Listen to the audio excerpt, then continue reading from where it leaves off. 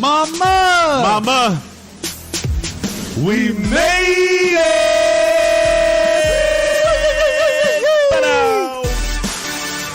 What it do though? Good God Almighty. What it do? What it do? How are you, baby? Feeling good, baby. Ladies and gentlemen, we have such an extra special, not only guest, but vibe this evening. We do. The vibe is We right. have in the building, first and foremost, my brother Evan Haskell in the building. What's going on? Evan Haskell in the building. Good to be here, fellas. Good to be here. Let me just say this. Evan Haskell is one of the most incredible human beings that I've met. My brother, like when I see you, I just think of Big Brother, to be honest. The poise that you have. Say what? The show? No. The show Big Brother? Oh, no. No, that's Homo sapien Okay, shit. my bad. You know what I'm saying? But Big Brother, in that you are a type of person that truly cares not only about your environment, but everything that comes surrounding it. You're like that person, that go-to of a person that the shoulder to lean on, quintessentially. You feel what I'm saying? Ladies and gentlemen, Evan, I met through an incredible human being. One of like my favorite human beings on the planet, and her name is Lena Dobrier, and she's in the audience with us. What it do? It's really true when they say that good people propagate. Yeah. Because there's no way for us to connect with one another outside of really finding people that connect with the ethos that's within us. And my brother, you're an incredible human being, and I can't wait to dive into your story. But we here, baby. We here now. There's no wait with this. No. Looking forward to it. How's your evening going? It's a beautiful evening, man. You know, my Dodgers lost, but other than that, They did. I'm life's literally a beautiful. fan a World Series fan out of nowhere. I'm over here watching the count, seeing who they bringing in. By default, baby, from LA. You better believe that. you LA gotta is strong support. right now when it comes to our sporting, though. You know, we got LeBron, but you know, we are 0-3. For sure. We got something to prove. I mean, we got Jared Goff, and what, we 7-0? The 7-0, LA Rams. You're right. LA You know what sports I'm are saying? back, baby. We win somewhere. Hey, Gurley's The dominating. city is looking beautiful. It's looking bright Really for big. us. Always. My brother, I want to start out with this. Are you a native Angelino? Born and raised. Really? Born and raised. 5 minutes from the studio. No way. Mulholland and Beverly Glen. Mulholland and Beverly Glen. You know, I should say I was born at Cedars, right? And I grew up actually in Culver City till I was about 2. Really? So all I know is you know, the hills and coyotes and silence, you know, living in this big city. So I think that's a big part about, you know, what made me, you know, just growing up there. What was it like growing up there? What was childhood like for you?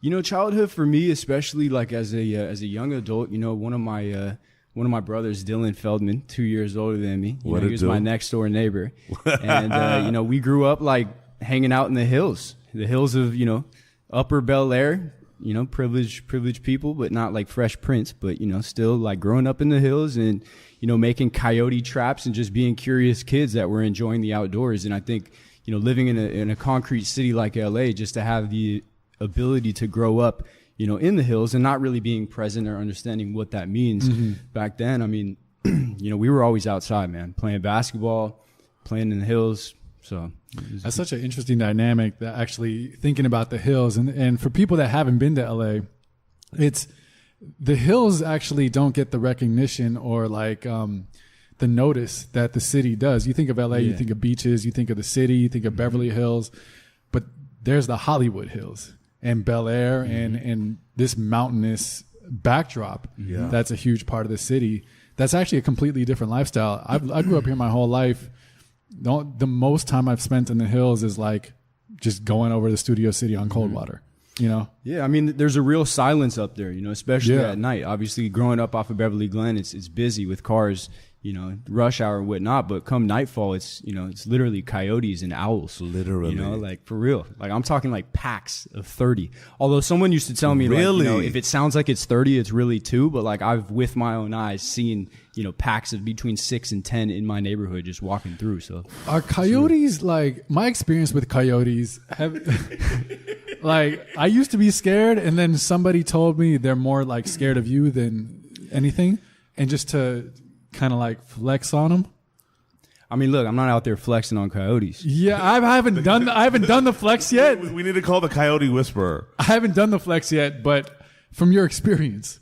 I mean, my experience, I think it's important to be smart around any wild animal, especially one that's essentially domesticated by, what we've built around it. But at the same time, I think small dogs, older coyotes sense vibes. If it's an older woman with a small dog and that coyote's hungry, I wouldn't trust it. But I'm cautious. I have a dog at my parents' house, so I definitely keep an eye on her. For sure. She's a little one too. They could be really dangerous that way. Yeah. But overall, no. I mean, I don't think they're very dangerous.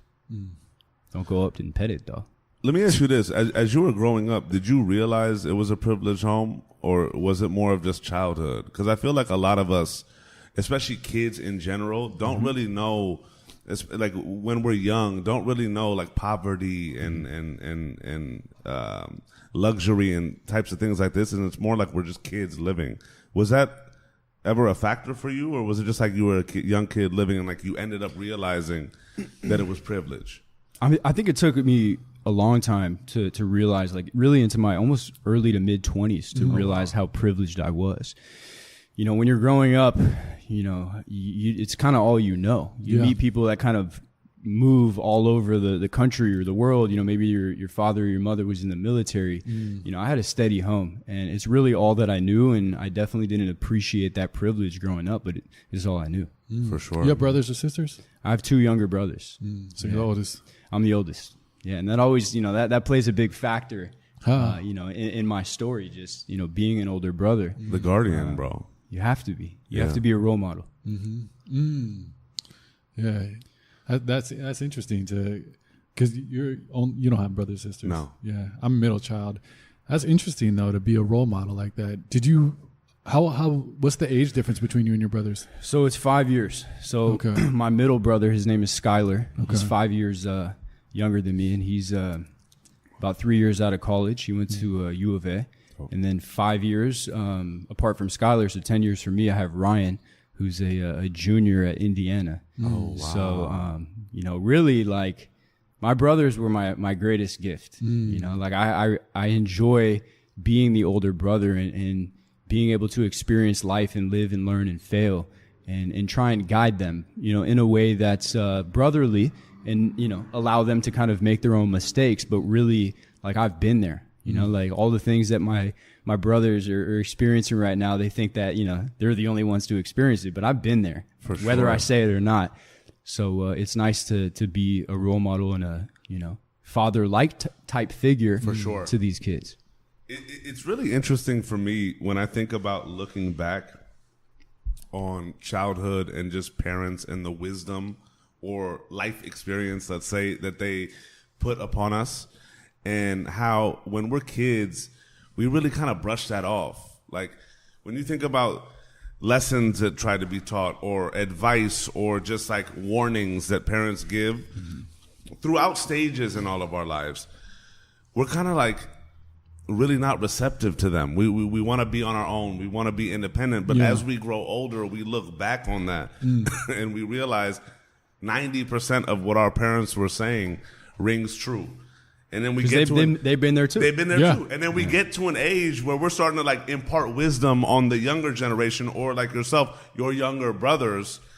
And it's kind of that position of like, I've been there. I know what I'm going through. But the same, did you experience that kind of, I guess, I'm trying to look for the word, pushback from your younger brothers in being that figure that you were and having those age gaps? Like, naturally, it happens as you get older, and we have these, like, we build our formative thoughts, and we kind of build our own view of the world, identity, and, like, the lens at which we see it.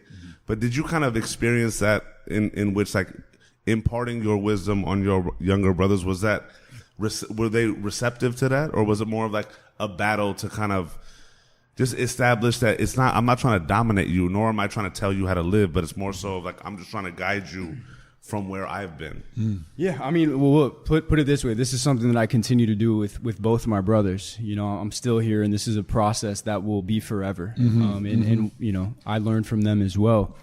But, at the same time, I think I've been a pretty good judge of right and wrong just because, your parents tell you not to do something. If I know that, it's not going to put my life in danger, if I'm in the right environment to be experimental like any child wants to be, an adult, then I'm going to do it. And I might pay the price for it. And with respect to, how my brothers tie into this, I think that it was important for me to earn a level of respect from my brothers and really making sure that they could trust me.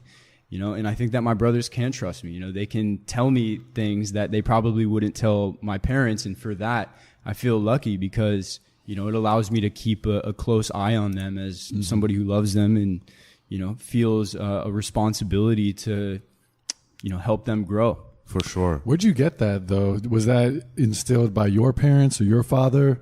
Or where in terms of, like what? Yeah, just in terms of taking on that role, like, excuse me. It probably feels very inherent for you to take that on. And it's super important for you. Like we've had tons of guests on here that have siblings and you experience that, but like for that to be a kind of a through line for you, something really that you hold close, did you have, like, where did that come from? I think it starts from the fact that like I don't have a really big family, especially on my mother's side.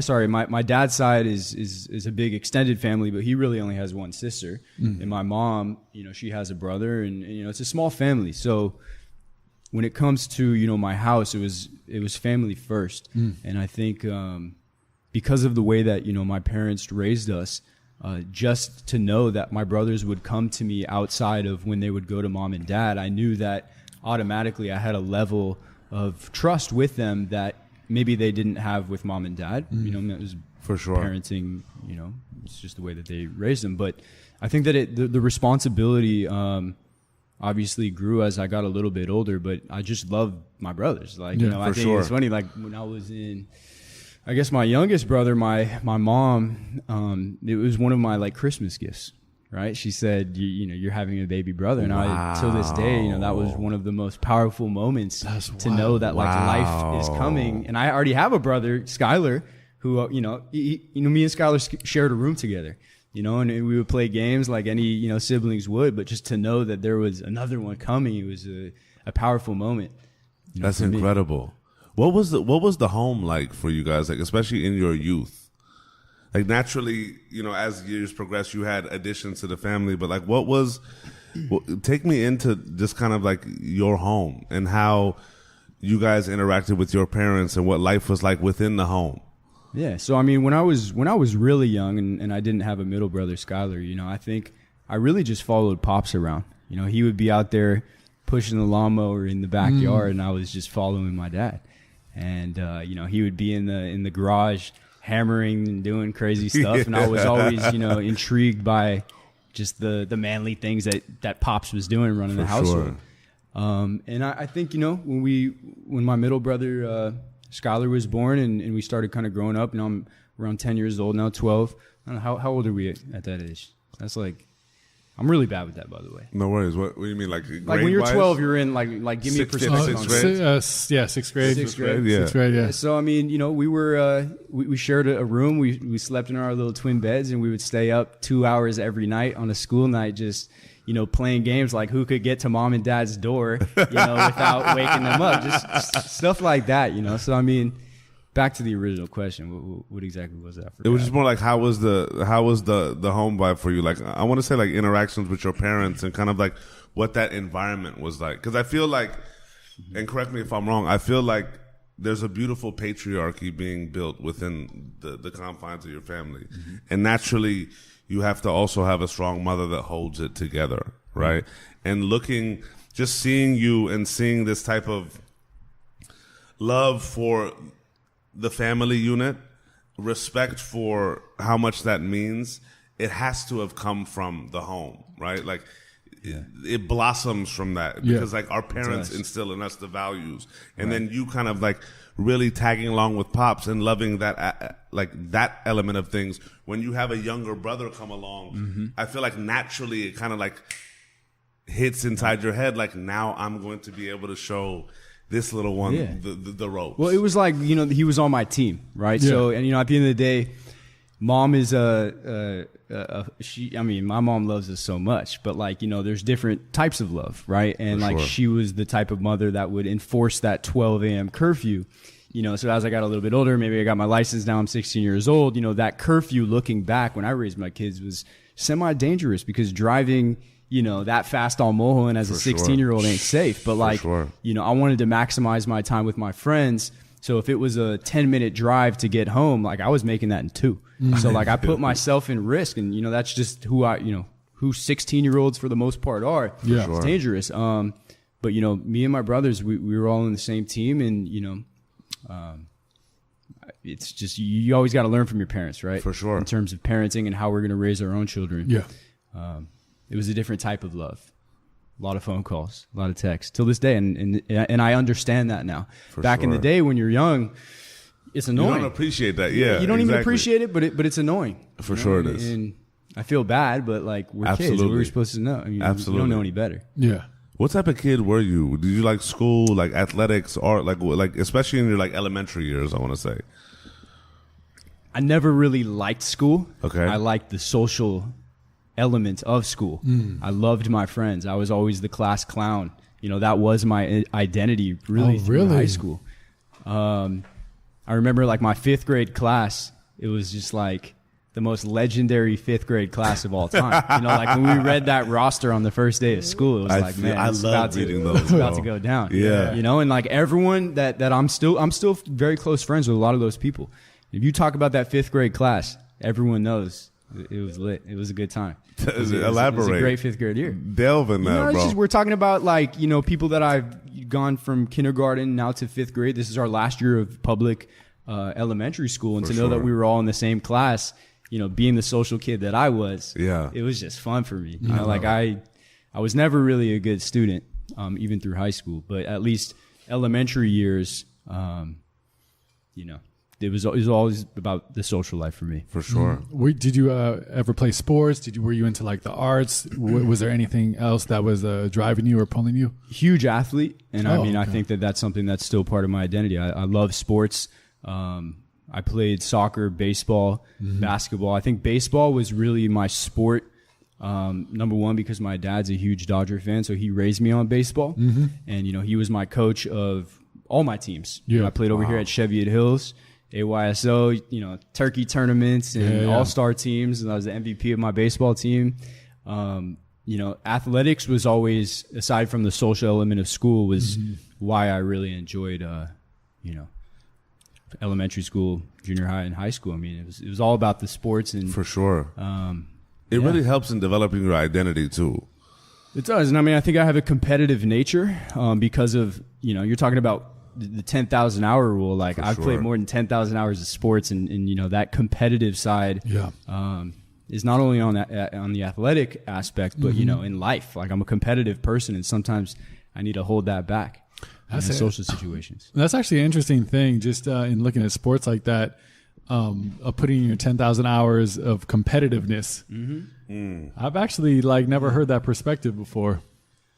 Yeah, I mean, I never was good enough to, you know, make it. I don't think I really had the work ethic. You know, like kind of moving through junior high and high school, like I was a really good baseball player. Like I'm talking scouts, you know, at my high school games, being a freshman on varsity. So, but the reality is that I just never had the work ethic. I didn't want it. I didn't even know that it was feasible. Really? Yeah, I didn't know that becoming a professional athlete, I guess at that time, was like feasible if you work hard. But frankly, I just don't think that I wanted it. I was too into my social life. Like my biggest regret of high school was not playing football.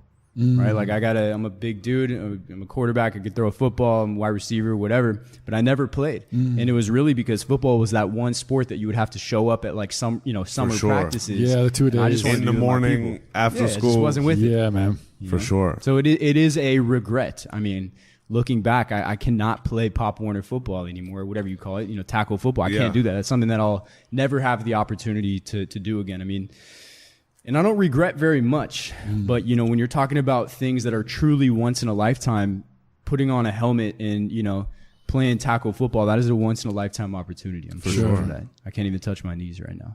It's like, not trying to go. Get your not trying to get tackled right now. You know? Yeah, man. I mean, I feel that though. Like, I think high school and high school sports is more than, it's weird. You have the kids that are like, they're going to play college and probably go to pro, like just the man childs that like show up on your team freshman year. They're like 6'4", 230. You're like, how are you 14 years old, bro?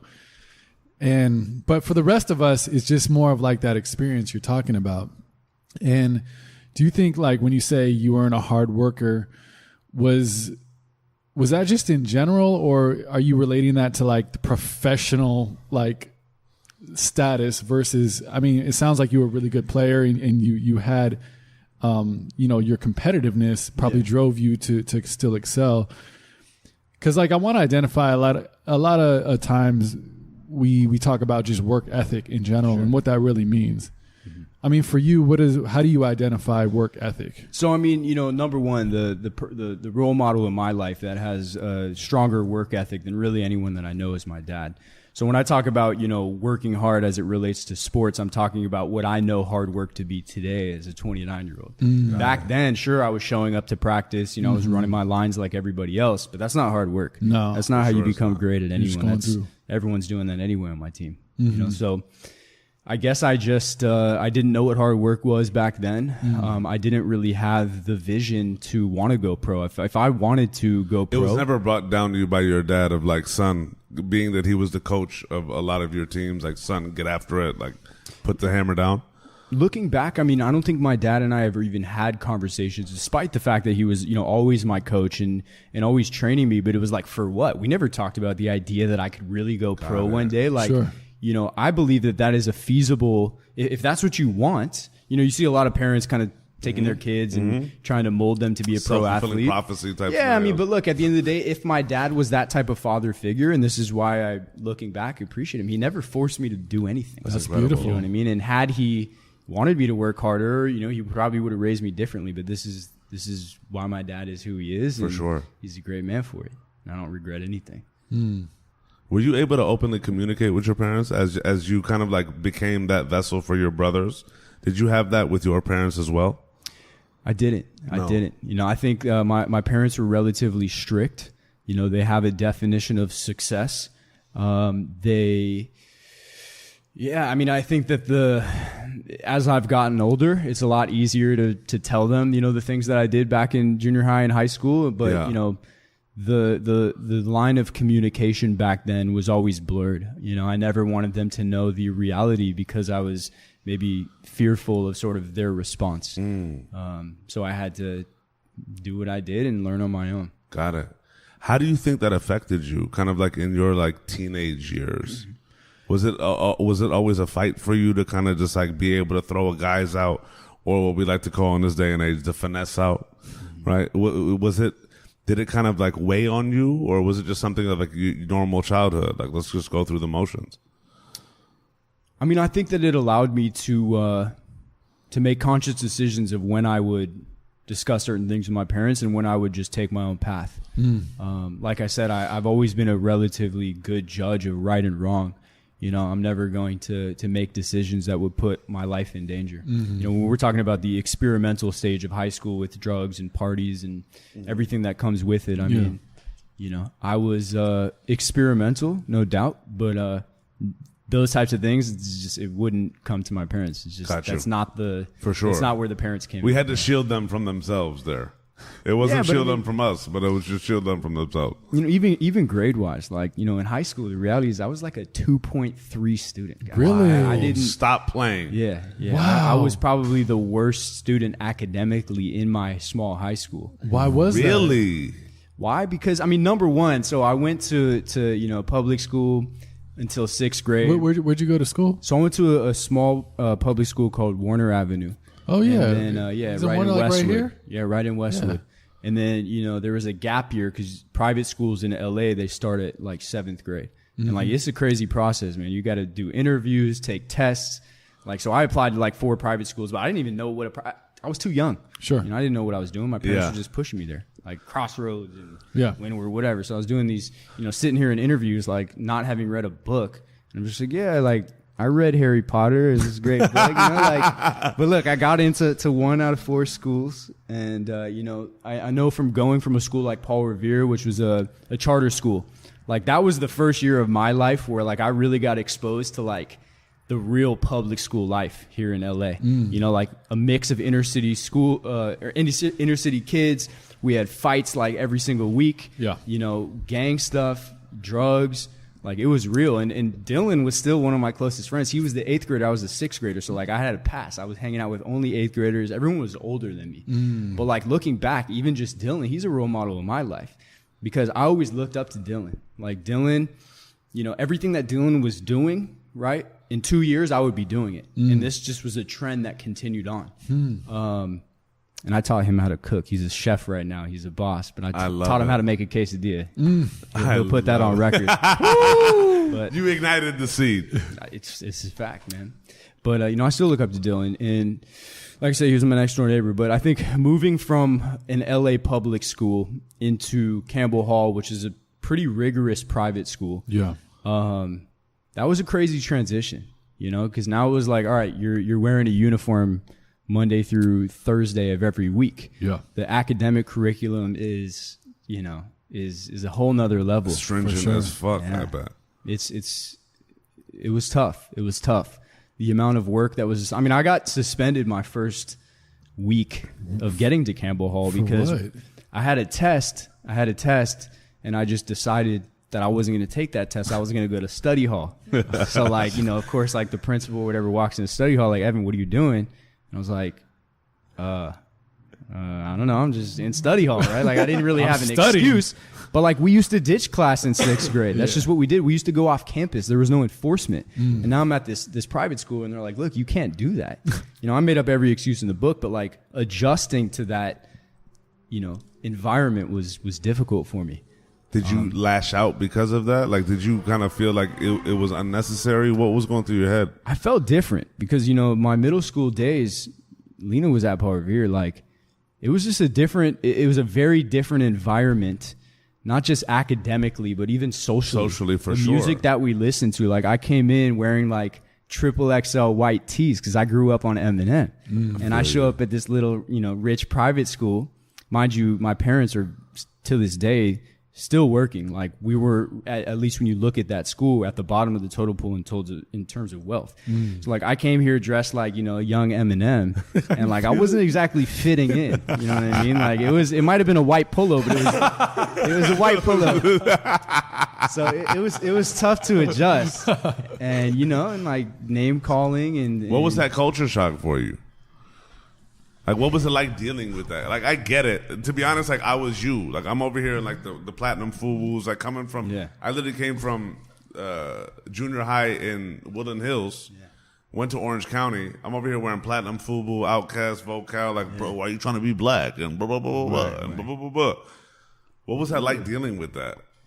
Yeah, it was difficult, honestly, because it was like, who are these people? Like I had to make new friends. I didn't go to Campbell Hall knowing anybody except for my cousin who was like 5 years older than me. So I'm not hanging out with her. And a lot of those kids like went up through private schools, right? Yeah. This is their born and raised. Like I grew up, it was a different environment and it was a culture shock and it was almost like, I had to reinvent myself there, right? So like that's obviously where I pulled the humor out of the bag. But like, look, like 6th grade, I wonder if Lena remembers this. My nickname was Mullet Man. Mullet man. I had a fat mullet. Did you have a mullet? I had a mullet, bro. Like, because no. It'll never be there. I want to imagine this mullet, bro. Hey. Wow, stop. Was it like Joe Dirt? It was Joe Dirt, but like the thing is that I didn't have the money to go get my own haircut. My mom always wanted a girl, so she has 3 boys, and she would just grow out her hair. Stop. But then it was like rebel stage, right when I hit middle school. Yeah. I'm not getting called mullet man. That. I had to cut that identity real quick. Literally, literally cut that off. Literally cut that identity right off. So the transition was a little bit. Did you realize difficult. that it was like you had the mullet? Or I embraced that, bro. I embraced it. I feel you. It's all good. Like it got love. I respect Didn't get girls, but it got love. But good times. Incredible. Yeah.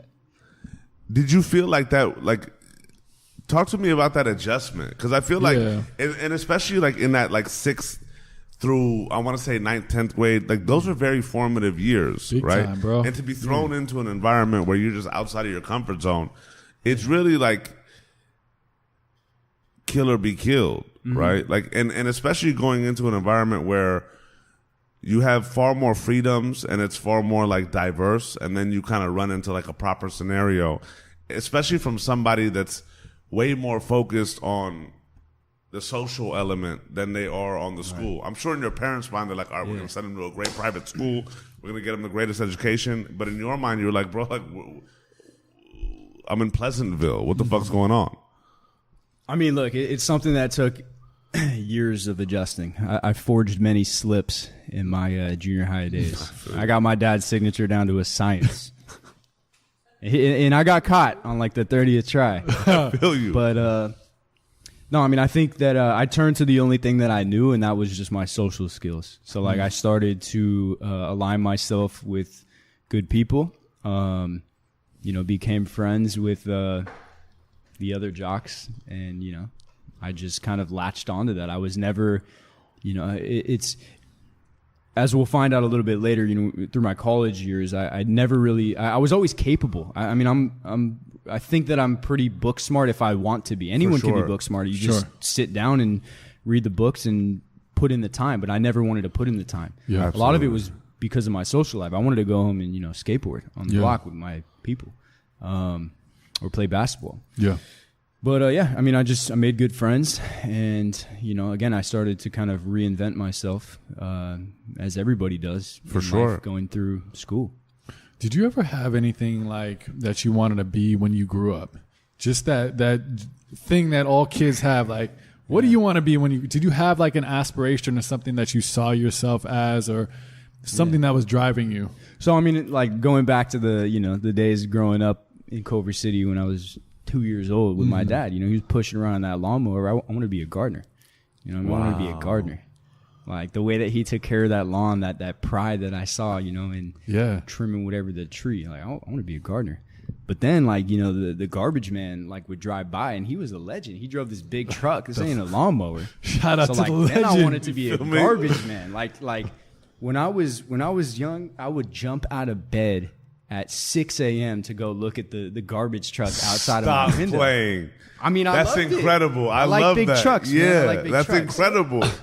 But as I got a little bit older, right after the garbage man stage, it was a firefighter, and that's something that's interesting because like till this day, when I see a fire truck driving down Wilshire Boulevard or wherever I may be, like that's something that sticks. Like a lot of people say, oh, like what was your childhood dream of what did you want to be like? Sure. I always wanted to be a firefighter growing up, and like there's still a part of me to this day that still feels like maybe that was my calling. But on the flip side, I don't think that it's too late. Like I wouldn't be surprised knowing who I am if at one point I join the reserves or go and pursue that, because I can. And I can be anything, that I want to be.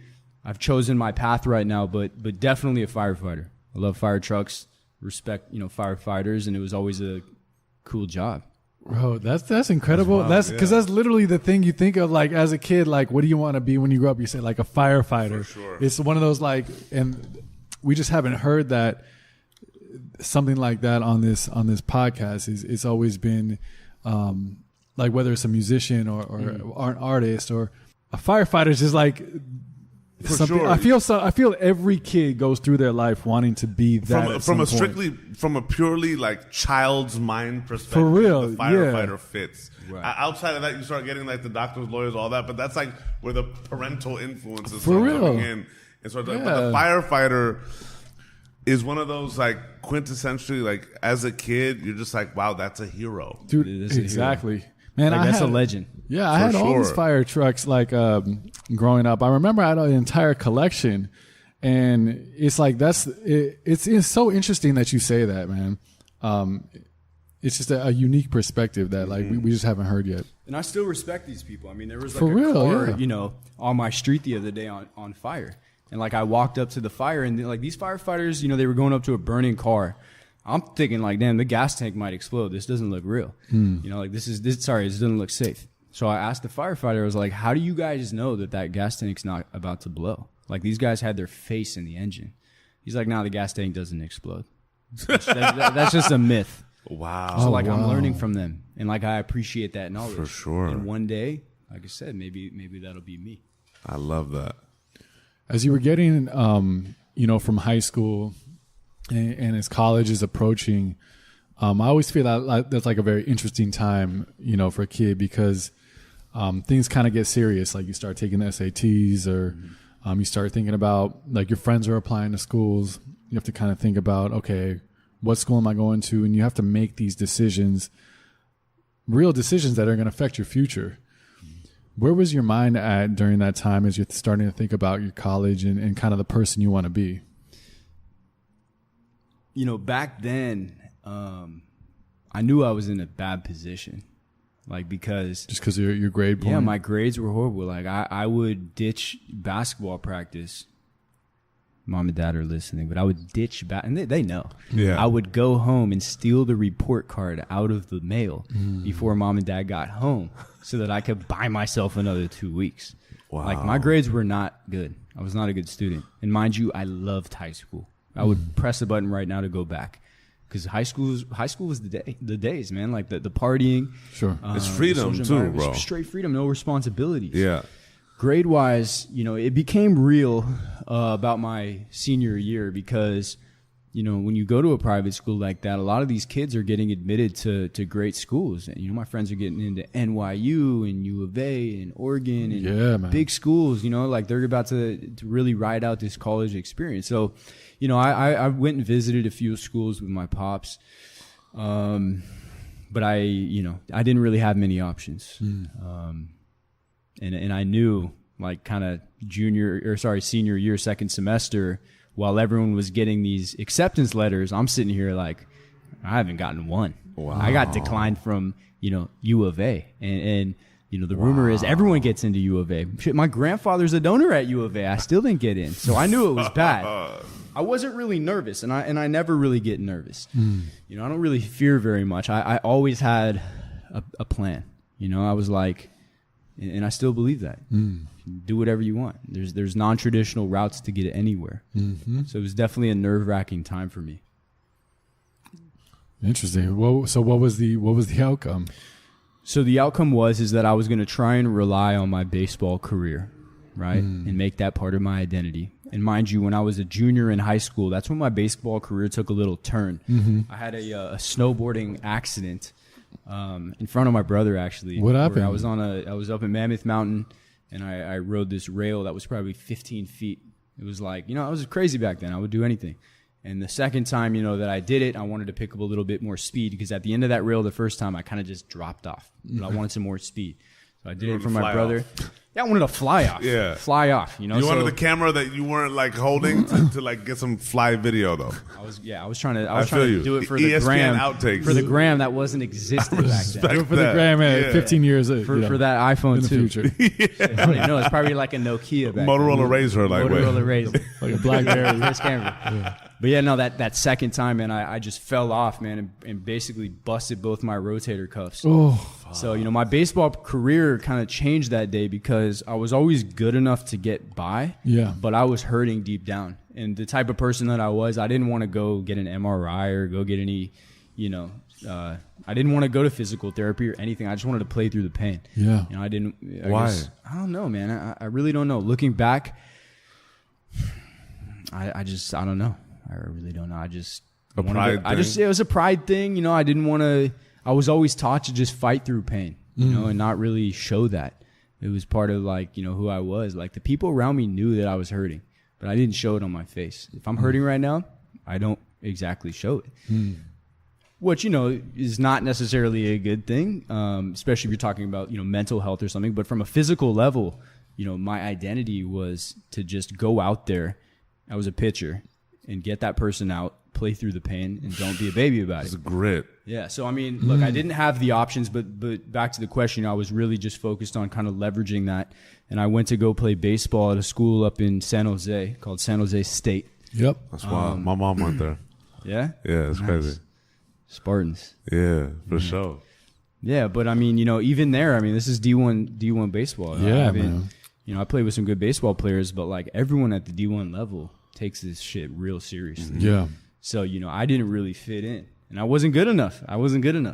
So that's sort of when I was faced with my first dilemma. It was like, do I sit 4 years of playing baseball on a team that I don't really like the coach? I'm not really that good. I don't like waking up at 6 a.m. and hitting the gym.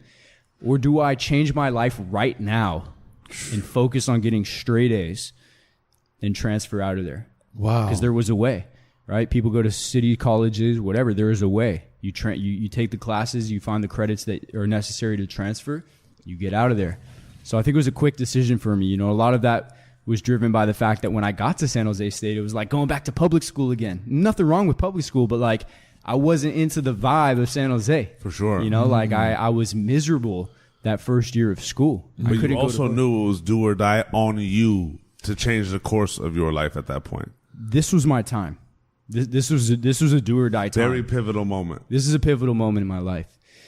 It was definitely the biggest challenge, but not for 1 minute. I knew exactly where I was going, and I was going to get into every single school that I applied to, and I was going to get straight A's for the first time in my life, and I had to learn to really love to learn. For sure. I had to learn to pick up that textbook for the first time in my entire life, and really appreciate what I was learning and go ace that test. If you can look back on that moment, because I feel like that's a very pivotal moment, right? From the kid that has always had all of the natural talents, from the kid that was able to turn any situation just into one that could potentially blossom, right? And relied on your natural abilities, but did not put effort into your natural abilities. They just existed.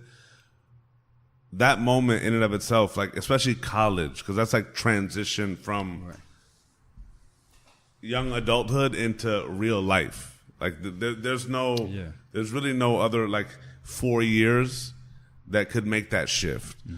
And the fact that it happened then, I think is very critical when thinking about your story, right? The person that could have been the story of I could have had it all to finally taking on the burden of self. Like, can you kind of take us into that moment for you of like what made you kind of get to the point of being like, look, I need to get out of here first. And also I'm going to start giving all of the effort that I know I never gave because I want to make this moment different. Yeah. No doubt. I mean, and different for who at that point? Because like high school, it was like the social scene. Were you thinking like, okay, this is my life that I'm talking about here. These next moves really will play a role in where I go as a man. Yeah, I mean, it was definitely the first time in my life that like I really thought about what is life after school. Crazy. It was like a decision that I had to make. Was it baseball or is it business? I wanted to go get a business degree. I didn't really think too far ahead of that, but at least, now I'm thinking about school. I've never thought about school. For sure. But, I was also high for 12 years, living it up, the social life, the sports, everything, like no worries. Everything was good. It was a great K through 12 experience. This is the first year that I'm in school and I'm not really happy with where I'm at. I need to change this environment, and I found my path of how I can do that. I called the counselors at USC. I figured out what classes I needed to take, and I didn't have a lot of time. When you put me under, pressure, I'm going to perform. So I had, a few weeks to set up the foundation for what needed to be done in 1 year of school. And I made sure it was do or die. At all costs, I had to get straight A's. I had to meet with my teachers at lunch. I had to do all the things that I knew I was capable of, and I really learned to love that process. Like getting an A back on a test was a feeling that I had never experienced in my entire life. Wow! And now suddenly I'm getting A's on papers, and teachers are loving me. And I'm crazy. Incredible. I feel good. That's I feel crazy. good, and I learned to enjoy learning. I never enjoyed learning really. I hated history and arts and all the things that we had to deal with. But let me ask you this, just like sidebar. Looking back on it, was there any reason that you never enjoyed learning? Or was it just that it took away from social time?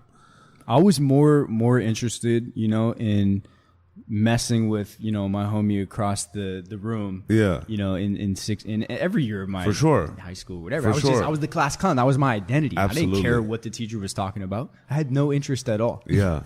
Really. It's not that there was anything inhibiting you. It was just that It's just the interest. It didn't have value. Because nothing was motivating it. Yeah. At the time, it had no value. It wasn't that I always knew deep down I was capable, but I didn't want to. For sure. And it's like, you know, it was funny because in that year where I had that do or die moment of, you know, baseball or business, you know, I'm going to get out of here. I can't be here for 4 years. I was miserable. Like my weekends were boring. Yeah.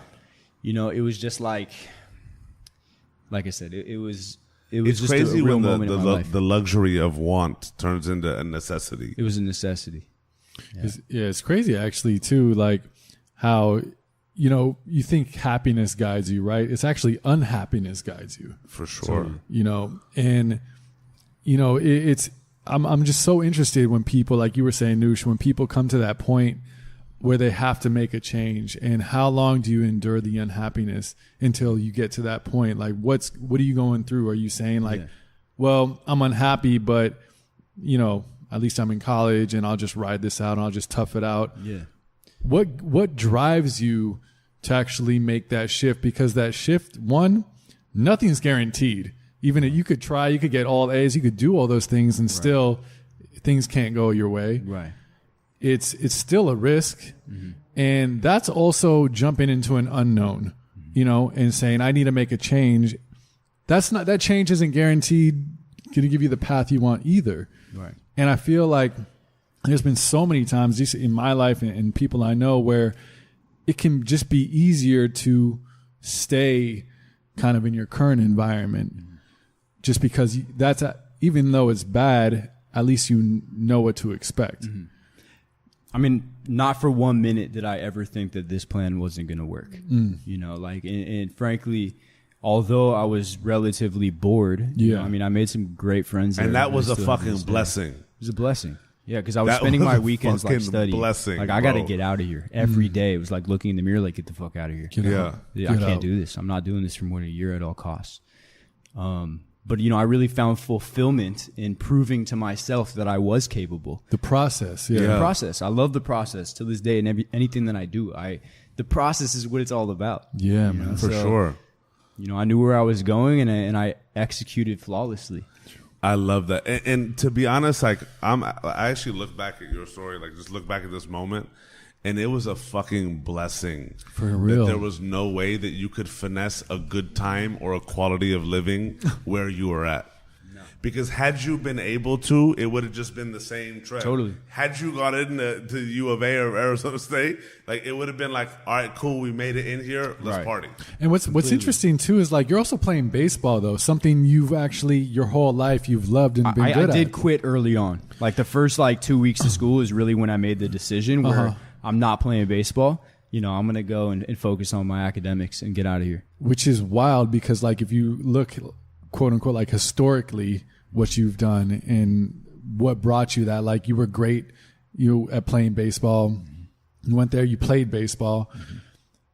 People could argue, why not take that same effort that you put towards academics and put it towards baseball, something that's already in your wheelhouse versus it's a good question. Going straight to academics, which you've historically just never was really good at. True. I mean, frankly, you know, going back to what Noosh was saying is like the fact that I did injure my arm junior year. Yeah. I knew that like I wasn't going pro. I faced that reality. Oh, wow. You know, so like that sort of helped guide the decision to focus on the academics. Interesting. And, you know, apply to business school.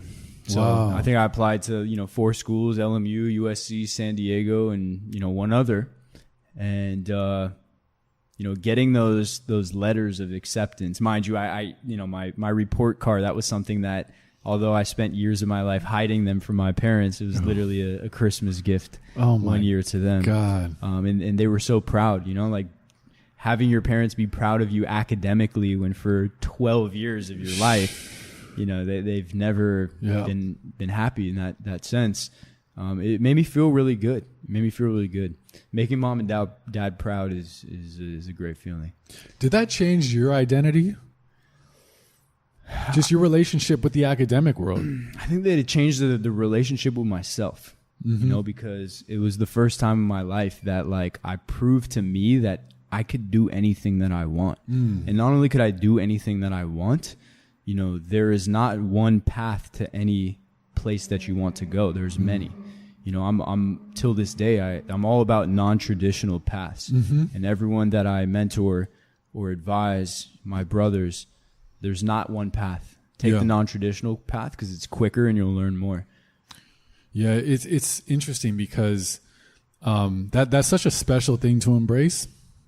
But when you think about like not being academically, just using that as the example, just not doing well academically for that long can become a part of your identity. That's why I kind of asked the question, because it's like, it's so easy sometimes it's easier to be self-defeating and just be like, oh, I've never been good at that. I'm never going to be good at that. Why even try? Why even shift? Why, you know? It definitely was part of my identity. Yeah. But honestly, like for me personally, it was all good. Like, so what? I get C's. I also feel like for you though, it wasn't necessarily like I'm not good at this. It's just like I didn't give a fuck about it. And I knew I was capable of it. There's like, a difference there because like with the I don't give a fuck about it. No, for the sure. moment that you do, we're capable. Yeah. Right. And it's actually so wild to me how fortunate you are in that your life experiences led you to deciding upon your own that you did not want to be mediocre as fuck anymore. Yeah. Your choices, like it's crazy that like the divine intervention or whatever the fuck it was, that life kind of led you to a path of shit, I'm in mediocre as fuckville. Yeah. I look around and I'm like, whoa, I don't like this. This isn't me. I'm so much better than this. Like you had that moment that you were like, I need to step up on all calibers. And you started thinking about what you wanted. Did you not? 100%. And you know, the life put me there. But I think the reality is I'm not unique. I think that if you listen to life, you know, this goes for everybody. For sure. This happens to us all. For sure. And it'll continue to. But the crazy thing is that whether that reckoning or listening to life all comes to us at different moments. Like what's to stop us from having that happen like in the beginning of high school or knowing that like having that moment where we know we're really good at baseball. Right. If we actually had a work ethic instead of just like being there, it could be something. Like the moment that we realize possibility. Like I really think that's the key driver here is understanding possibility and what that brings, right? You reached a moment where in that time of life, the social life and all of the trappings for that, like weren't as powerful because they're not there if you're not of status. If you step up into the real world and you're a dud, what the fuck social life are you going to have? Yeah. I mean, I think it was also the first time in my life that I had a moment to realize that I'm the reason that I'm in this miserable place. Yeah. Right? My parents sent me to Warner. They sent me to Paul Revere, and they sent me to high school. I didn't have a choice. Yeah. But like, I chose this school because it was my incredible only revelation, option. bro. Yeah. You know, in realizing that from this moment on, I have the power to take my life wherever I want. I could go to any school. I knew that if I just hit this, I will get into any school. So, you know, like that's power, bro. Yeah, it was a good feeling. So, where'd you end up going? So, I ended up transferring to University of Southern California. Incredible. Fight on, Trojan. All Trojans at the table. It's funny because I grew up a UCLA fan. I grew up 5 minutes from UCLA. Likewise. So Yeah, I can't say the same. Fuck both of y'all. Yeah, I mean, I'm not like diehard, but I guess when I'm old and have nothing else to do, I'll be going to football games. I feel you. But I chose USC. I got into Marshall School of Business, and I did a minor in entrepreneurship, and that was 3 years where it all kind of shifted back to the social life. College was crazy. I feel College was crazy. It was, to be honest, I don't have a lot of memories from it. Wow. Unfortunately. And it's not so much because of alcohol. I mean, one thing that I didn't mention is that, like, I've been working since I was 15 years old. Really? I always had a job. My parents always made me have a job. You know, I worked at my uncle's surf store And I'll never forget getting that first paycheck and, you know, the realization of like, wow, taxes? What?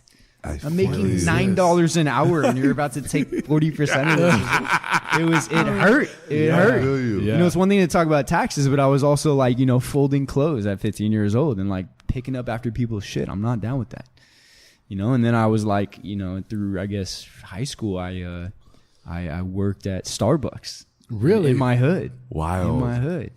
Serving frappuccinos to like Hillary Duff. That's incredible. Free. Yo, I gave away you. so many free drinks. I I hope love Starbucks doesn't hear this, man. I was like giving away free drinks to my boys. I mean, who does it, right? Yeah, I feel you. But, you know, I learned a lot. Like, I used to test myself back in that day, you know, because I've always kind of been like a little hustler. I've always been able to like make money even in high school. Yeah. And like, you know, I would treat a customer one way, right? You know, a little standoffish, just being a kid. I'm not getting a tip, but this next person, I'm going to really engage them. And like, I remember I would play this internal game, and like one day I got like a $100 tip just by showing a smile. And, you know, it felt good to really, you know, have a conversation with people like that. And this game turned into something that actually earned me some more money. Yeah. But mind you, like, I always had bigger dreams for myself. Not that there's anything wrong with that, but, you know, working at Starbucks forever, whatever. If you want to be a barista, make the finest frappuccino, all more power to you. Yep. But I do remember when I got my first raise at Starbucks, I was stoked. Like, the boss was like, hey, I want to talk to you after work. I want you to come into the office. You know, mind you, you're only making $9 an hour or something like that, minimum wage. Sure, yeah. And I was like, I earned this raise. I'm getting $100 tips. So she pulls me into the office, and she's like, Evan, you know, I'm here to tell you that you got a raise. You know, your wage is going from $9 to $9.12. Shout out to the 12 cents. And that hurt. And that's when I realized that I wasn't fit for corporate America. Yeah. I'm not into that. No. I could generate a $100 tip with a smile, or I could get a raise 12 cents from a $1 billion company. Like, it's pretty clear what I was going to be doing. For sure. After school. Man. Crazy. So your heart just like, ugh. I mean, these are pivotal moments. Yeah, man. You know, in Very my life formative. that kind of were huge realizations in the moment. And then, you know, once I finally hit college, like, I was still working. You know, now I'm at USC. I land this amazing job. So there's a company, a bank, First Republic Bank, great bank. I'm still with them. Went from employee to client. Yeah, I think I saw a posting online. I had an interview. I remember I was doing an interview maybe my sophomore year of school, like in the quad at USC. Yeah. And the gentleman who's one of my very close friends who was interviewing me was named Tasso. So I'm sitting here at this interview in the quad at USC, and I got friends coming up and throwing the middle finger at me, like, what are you doing? I'm, you know, one finger in my ear trying to do this interview. I can't focus. I'm in one of those states of mind where I'm just like, I'm killing this interview. It's not good. This is very uncomfortable. So, like, you know, I wrapped the interview, and I remember sending an email right after, like, hey, Tasso, like, really great. I don't even remember what I said. I was so in the moment and distracted. And I'll never forget, like, in that moment, I'm like, I'm never doing an interview, you know, outside of my personal space where I can't be distracted. Right. I can't think. Right. And I emailed him. I'm like, look, man, I really want the opportunity to just talk to you. And I straight up told him, I was like, look, I was in a bad place for that interview. It was in the middle of my quad at USC, you know, in the middle of the day. It just wasn't right. So we ended up kind of having another interview, and I basically landed this job as an online banking associate, which allowed me to work remotely from college. I would go in maybe to the office a couple of days a week, and all I had to do at that time was basically get the customers that signed up at the bank on online banking. Who doesn't want online banking? They would pay me $40 just to get them to log in. Oh, wow. Hey, Anoush, here's your login. Bam, $40. Wow. All right, and they would send me lists of like hundreds. And then, mind you, they would pay me another $30 just to get you to click on bill pay and set up a bill. Ooh. So now I'm at 70.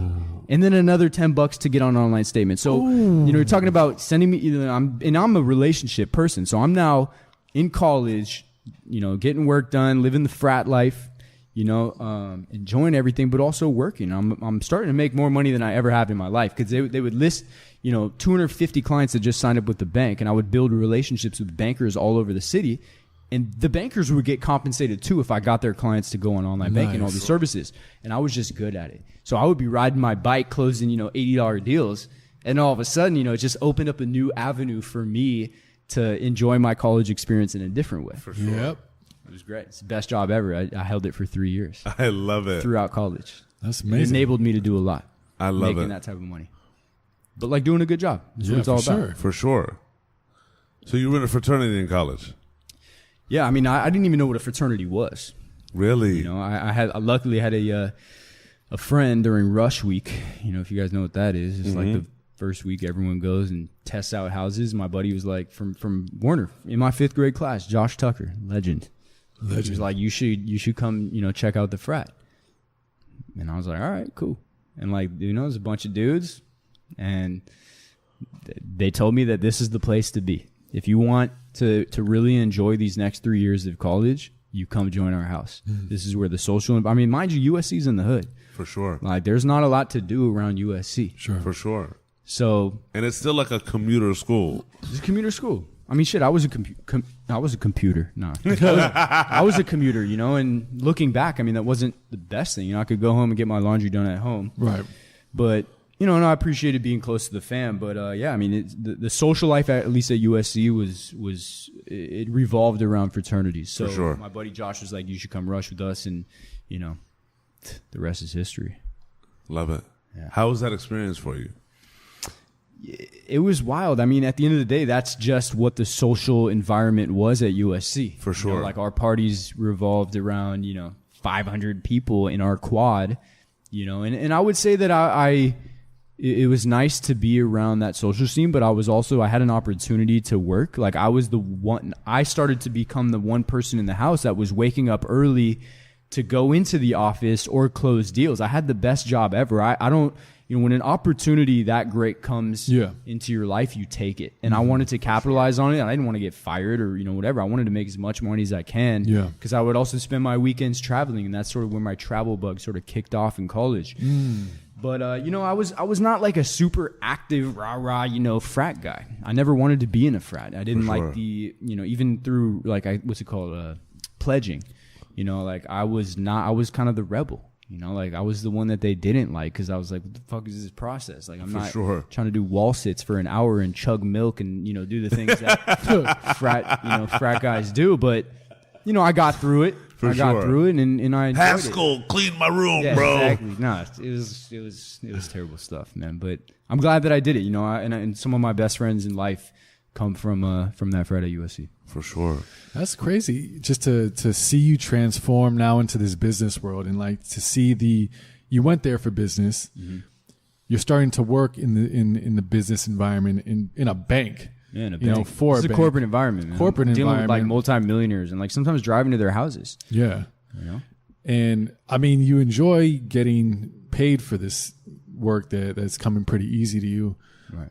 Did you see this path kind of blossoming in a way of look, I'm actually enjoying this business world and I could see something bigger for me and me excelling in this? Did just from being someone who never really had a clear-cut direction or a passion or something that was it's very easy to be very direct with something when you're focused. For me, I wanted to be a musician, right?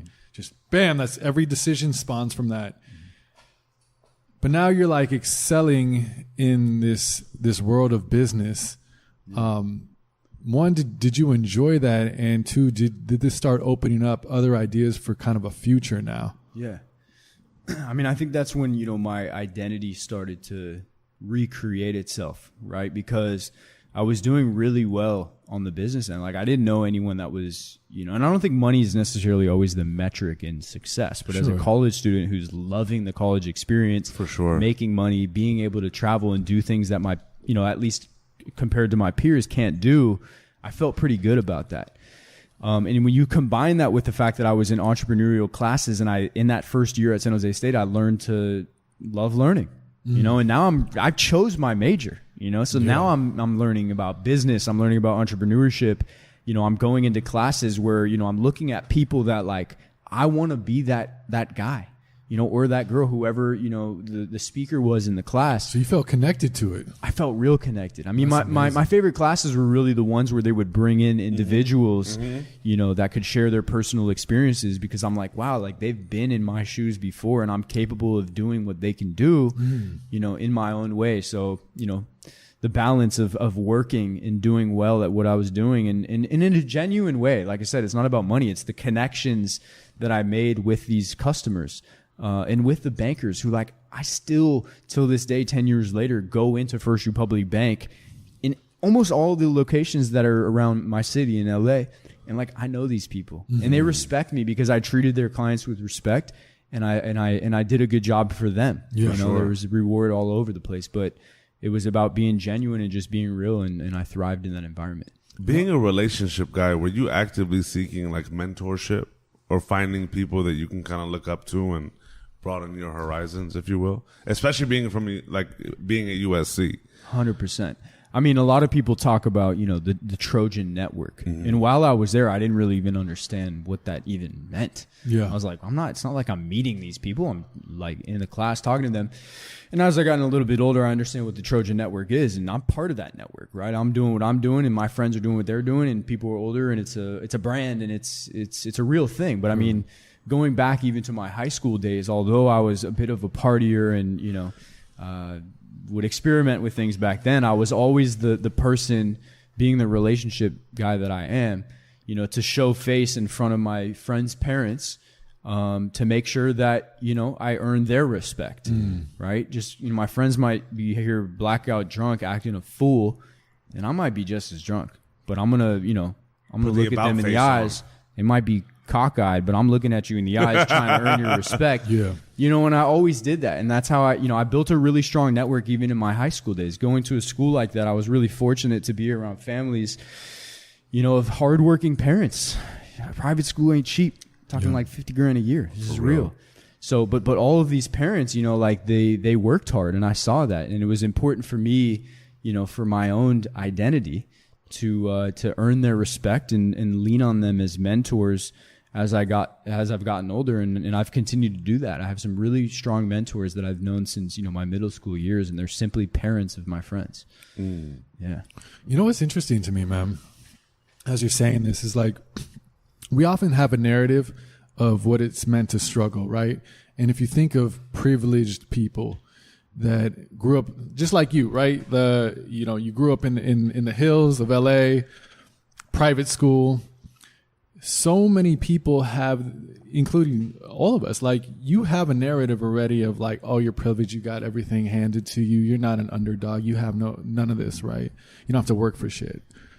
That just like automatically comes with the territory. But like, what I love in these kind of moments of like, anyone can be an underdog and have those moments, because you have to strip away and get to the human element of these things, of dealing with like self-doubt, self-worth, figuring out who you want to be, learning what work ethic really means, how that's important to you, and figuring out where you fit into all this. Like, I'm hearing, as you're transitioning to this new kind of like being around a lot of privileged kids, but kind of not really fitting in with that in terms of like academics and your accomplishments. But now as you're into college, working on the business end, getting a sense of accomplishment every $80 that comes in, and evolving into this person.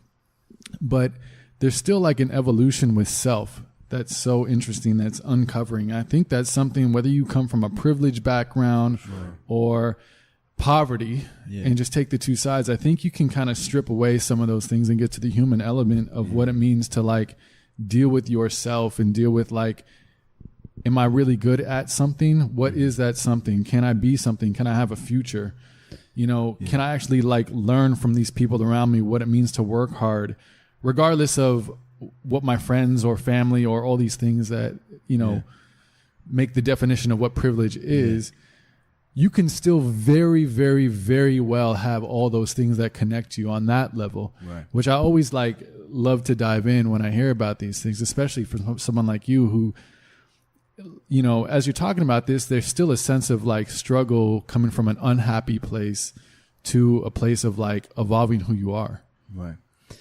You know, like the word privilege, right? Like we're all privileged. For like real, my for privilege, of course, it was a privilege to be able to have hardworking, and I'm talking like down to the last dollar, parents that were trying to put me through private school. Like when you compare, like I said, the income levels, and I felt this as a high schooler, right?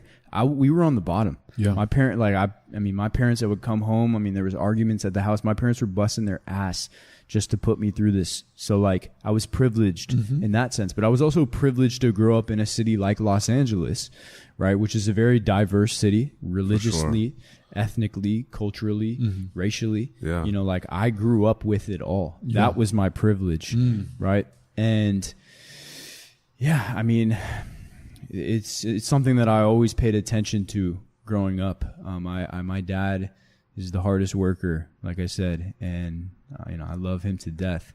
He's a guy who still comes home because he has another kid in college right now. Yeah. You know, and he's busting his ass. You know, so you know, I think that we're all privileged in a sense, For sure. right? Depending on Life is a privilege, bro. Life is a privilege. And even looking back, you know, it's like just because I went to high school at Campbell Hall, all these rich private school, whatever, like that kind of affected my motivation as I got older. You know, it's like you're just given a silver spoon and you go to Laker games, floor seats, and all these things. And it's like you get out and it's like, it's really the kids who really didn't grow up with that. Maybe they've been to a Laker game once. I went to 15, not on my dollar. Yeah. Sure. You know, so it was like my motivation was different than the guy who like, or girl who really wants to achieve a level of success by their own definition. So it works both ways. And I think about that even, you know, with my future, like, or my future, you know, kids and how I'd raise them. Like, am I going to send them to a private school where they're quote unquote privileged? Doesn't mean that they're going to be more successful or more happy. You know, so that's actually a monster point. A monster point. Like it doesn't actually equate to happiness, and that's all that really matters. At all, really or matters. like, because like, bro, like, or self-worth. Self-worth really comes from within us. Like you happen to find it. Like there's so many surface level things, like great school, there's great surface, but when it comes to really taking hold of one's life responsibilities, that's on us, the individual. 100%. It's hard to say that the buck stops anywhere else. You know what I'm saying? As you started going through college, right? Like you went from San Jose State, you like by the luck of all gods, right? Got into a university. And then decided you want to switch up. Did the 1 year and then you were out. Yeah, I was out. That college time at SC, were you starting to think about what life after college was going to look like, and what you wanted, or was it more of just playing it by ear and having life hit you again? Looking back, I was really the whole reason that I don't have a lot of memories from college. It's not about alcohol. It's really about presence. And I was skating through college. I was working, I was traveling, I was, you know, doing what college kids do. But it really wasn't, you know, I didn't think about the future. I was just I was so in the moment that I was so not present. It was really the last week of college as a senior that I started looking around like this campus, and it started like hitting me like it was like getting punched in the face. It was a wake up call. And I was like, wow, this place is beautiful. Oh my God. Like I've been here for 3 years already and I've never stopped to appreciate this fountain. Crazy. Or this fucking glorious horse made of like stone from the freaking 1700s or something crazy. Like this place is beautiful. For real. And it was really a wake up call. It was like, wow. And I remember I tried to really enjoy that last week. Every day I walked on campus and I took a deep breath and I took in the moment. But that was the first, you know, like you said, I'm a senior. I got a week. And I remember looking back, like, you're never going to be an undergrad again. So, like, that moment really hit me. It woke me up. But I still, even at that point, wasn't really too concerned or thinking about the future. For sure. Yeah. What got you to think about the future? So, right after college, and I would advise anybody to take this type of opportunity, I basically took a loan out from my dad, and I planned a Euro trip with my close friend Mikey Tour, who's still my world travel buddy. And we planned this incredible trip, 2 months, backpacking, hostels, limited budget. We had never even been out of the country, maybe besides Mexico. We went to London, Paris, Barcelona, Rome, Florence, Cinque Terre, Prague, Berlin, Amsterdam, south of France, all over the course of 2 months. 3 days, 4 days in every single city. The real thing. The real deal. Yeah. You know, jet lag's a real thing. Hell yeah. So, like, you know, I get to London and, like, sleep for 2 days because I'm just getting hit in the face with jet lag. And I'll never forget, man, like, when I had actually had a college girlfriend that I broke up with back then and, you know, no job. It's really when I quit kind of that gig over at First Republic. And I'm sitting in Barcelona on the beach and by myself. It was important for me and Mikey to get some alone time on this trip. And, like, that's when I had a real moment in my life. I was staring out at the ocean, which till this day is really my place to escape. It's my place to think. And I remember just looking around like, wow, you have nothing to worry about right now. You have no girlfriend. You have no job. You know, life begins now. Not only does it begin now, it actually, you know, it'll maybe begin at the end of this Euro trip. And I kind of had planned to, like, but stay you had in London. that moment. I had that moment of pure calm and pure emptiness. Nothing to worry about. No strings attached anywhere. Everyone's good at home. Like, it was a real powerful moment. Yeah. And that moment till this day, I don't forget it because it's like, as I continue my journey, I kind of think about that moment. And that moment, what it really embodied was freedom. You know, freedom from stress, from worries, you know, and that's the type of life that, you know, I've tried to build for myself and I'll continue to, where, you know, I don't have to necessarily stress or worry or, you know, think about money or any of these things. I mean, mind you, at that time at my Euro trip, let me think, I had a limited budget. And I got burned in Paris on one of those little under the Eiffel Tower games. You know, I lost I was like, it was a betting game, you know, like when the people were kind of flipping a coin. Sure. Like I lost like $200 and I looked at Mikey. I was like, listen, I'm winning that money back. I go to an ATM. I had like $1,000 budget on this trip, which was a lot.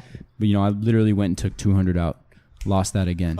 So that was another life lesson. And I realized, you know, if anyone that's been abroad that knows these stupid games, somebody's in on it. The woman that was winning, you know, this game, I looked at her, I said, I will give you my money. Play for me. You're winning so much cash. I keep losing. I don't know how. Play for me. And then I only found out later that she actually works with him. It's the psychology of it.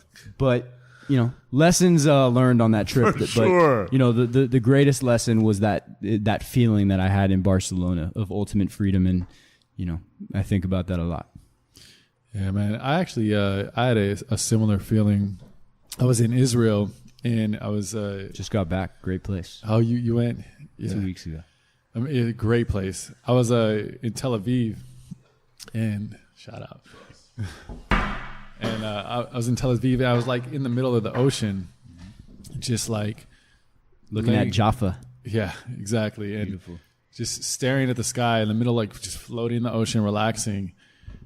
And my thought was like, I'm so far away from the life I've always known in this moment. Like I'm in the, like if you think about where you are in relation to the planet, like you're this little speck in this little part of this little globe, this big ass globe. And I thought about like, okay, after this, I could literally do whatever the fuck I want to do. And when you come to those moments, I know what you mean, man. It's a powerful thing. Like if you just conceptualize, you don't have to go down conventional paths. A lot of that is driven by fear, you know, or like expectations that of the person you think you should be. And I think when you take a moment like that to design and think about the person you want to be in, like what kind of life, like you say, you know, I don't have to be stressed. I can kind of build the life I want. That doesn't mean like you're just enjoying every day because it's easy. It still takes a shitload of work, but you actually have more control than you think you have. Yeah. And that feeling of isolation and being by yourself was a powerful moment, you know, like we all have these experiences in life. Sometimes they're alone, sometimes they're with people, but they're powerful experiences. Yeah. Sure. And that for me was one of complete freedom. And like I said, it's played an important role in what I did from that moment on. What was it about that freedom for you? Like when you looked at that freedom and what it defined for you moving forward in that moment, what was that to you? I mean, just the fact that we were in Europe, you know, we could wander down any alley and explore anything. It was the idea that, you know, I lead my own destiny. I can go wherever I want. I can turn any corner randomly and stumble upon something, and I can be anything that I want to be. I already understood what work ethic was. My dad, like I said multiple times, is the hardest worker ever. All the parents that I came across in my life, you know, they're cut from a different generation. Like, our parents are hardworking people. Absolutely. So I understood that hard work is what it was going to take to get there. But in that moment, it was like, this is my time. I'm free. What am I going to do from here? It's beautiful for me to like look at that and kind of think about, there's a beauty in knowing something can exist, and there's a supreme separation in actually believing it, right? We all know, like the thought exists that anything's possible, right? But there's a profound difference in however somebody moves if they actually believe that anything's possible. Because the belief in anything being possible means that there's a weight in what we need to do to be able to actualize that. Like, it's really cute to like know that anything's possible, but there's a profound switch, and you've had it like at these like new beginning moments, at these like, the land is vast and clear and for my taking moments of actually, like, I feel like that's one of the through lines with your story, is the moment that you actually believe it for yourself. Like, you know, all this shit exists. Right. You do. But there's a separate instance where you actually take ownership of the belief that it does and know that you're fully in control of that. Even that quote, anything is possible. I remember as I got a little bit older, into my, you know, early 20s, I started to realize that all of these quotes that have been passed down for generations, you know, any quote, money doesn't buy happiness, anything's possible. There's a reason for those quotes, and they're fact. Anything is possible. You can be whatever and whoever you want to be. For sure. It's going to take hard work. It's going to take dedication. It's going to take a vision. It's going to take true belief. Just because, you know, if you want to do something, if you don't truly believe deep down, that if you're not being real with yourself, you're not going to make it. But if you want to do something with your life, hard work and smart work will get you there. Yeah. I feel you. Yeah. In your eyes, like, and taking a moment to be able to look back, right? Being that you're actually one of the prime examples of this like nuance in anything is possible. What do you think it is that allows somebody, and more particular in more particular to your life, of actually believing that anything is possible? Like, what's that switch? Because there's a switch there, bro. Right? For you, what was that switch in actually believing it? Because once you actually believe it, you start pursuing it. Like, I feel like when we know the thought is there, the idea of the pursuit is scary. Because all of the what ifs, what if I don't, what if I... But if we actually believe that anything is possible, there comes a moment where it's like, I don't give a flying fuck what happens. I'm going to make it possible because it is. And there's a different level of like conviction there. Yeah. Well, I mean, I think I had definitely proven it to myself, you know, looking back on my college experience, right? And being against the odds, being at a school that I didn't want to be at, and having a vision for what I wanted out of my life, and achieving that against the odds. So I had already been put through a situation in my life where I proved to myself that if I have a vision of what I want for my life, I'm capable of executing it. So I took that experience with me, and I'll continue to, because anything that I want, any place that I want to go, as long as I have a vision that's wholehearted and true, I'll get there. Incredible. Yeah. After that trip, what internally, what was the next move for you? So on the tail end of that trip, you know, my plan was to actually try and find a job in London and maybe even live abroad. Really? But I remember after 2 months of living out of a suitcase, you know, it was time to go home. Yeah. It was time to go home and just reset. And, you know, when I landed back in Los Angeles after 2 of the most transformative and best months of my life, you know, it was, I was a new me. I was a new me. I knew that I had to get a job. I had to make money. I burned all my money in Europe. Unfortunately, a fourth of it was on gambling under the Eiffel Tower. But you know, it was the idea that I could do anything, and you know, so I started to interview. And aside from taking on those interviews, which I was never fearful of doing, in fact, sometimes I would just take them just to get the experience because I didn't fear anything. Okay, I don't get that job. There's 5 other interviews that I have lined up. Yeah, and frankly, my first interviews right when I got home, you know, I was interviewing for things that I didn't even really know that I think I was interviewing for like VC and private equity and, you know, finance stuff. I'm not even a numbers guy. I'm terrible at math. But, you know, I went through these interviews and I started to, that was the first time in my life that I was like, you know what? I'm in control of every decision in my life. Yeah. You know, and, you know, the things that I would feed myself on a physical level, the food that I would eat, the water consumption, the books that I would read, the people that I would hang out with. That was the first time that I actively controlled that environment. It's such a great thing to be conscious of, man. Super transformative right there. Yeah. Yeah, I ended up landing a job at a really great private equity firm in Century City. Really? Yeah. Private equity firm, Century City, you know, back to wearing a suit every day. For sure, yeah. But, you know, feeling accomplished, like, wow, I did that. I walked into that interview and just landed a job that, like, you know, a lot of people would probably love to have. And I felt good about it. Yeah. But very quickly, you know, it took me back to that idea that I don't like corporate environments. Mm-hmm. You know, all of these people, you know, that are walking by me, that are, you know, my colleagues, we're competing for the same position. You know, you're my friend, but I could see it on your face when you walk by to the bathroom. You're not my friend. You're competing against me and you're scared of me. You know, so I didn't really like that environment. Although it was a great firm, I learned a lot. I analyzed companies, and, you know, I learned how to value companies. And at the same time, during that job, you know, that entrepreneurial gene within me. Yeah. And, you know, my family has a lot of entrepreneurial history. You know, I have a great-great-great-grandfather that actually invented the modern-day golf ball. Stop playing. For real. You look it up. It's called the Haskell ball. You Google that. Really? That's wild. Yeah. That's awesome. Yeah. So, you know, I was sitting here at a private equity job as an analyst and writing business plans. So that kind of led me to... Had you ever written a business plan before? No, but I had enough, you know, understanding of what that entailed to go out there and put my ideas on paper.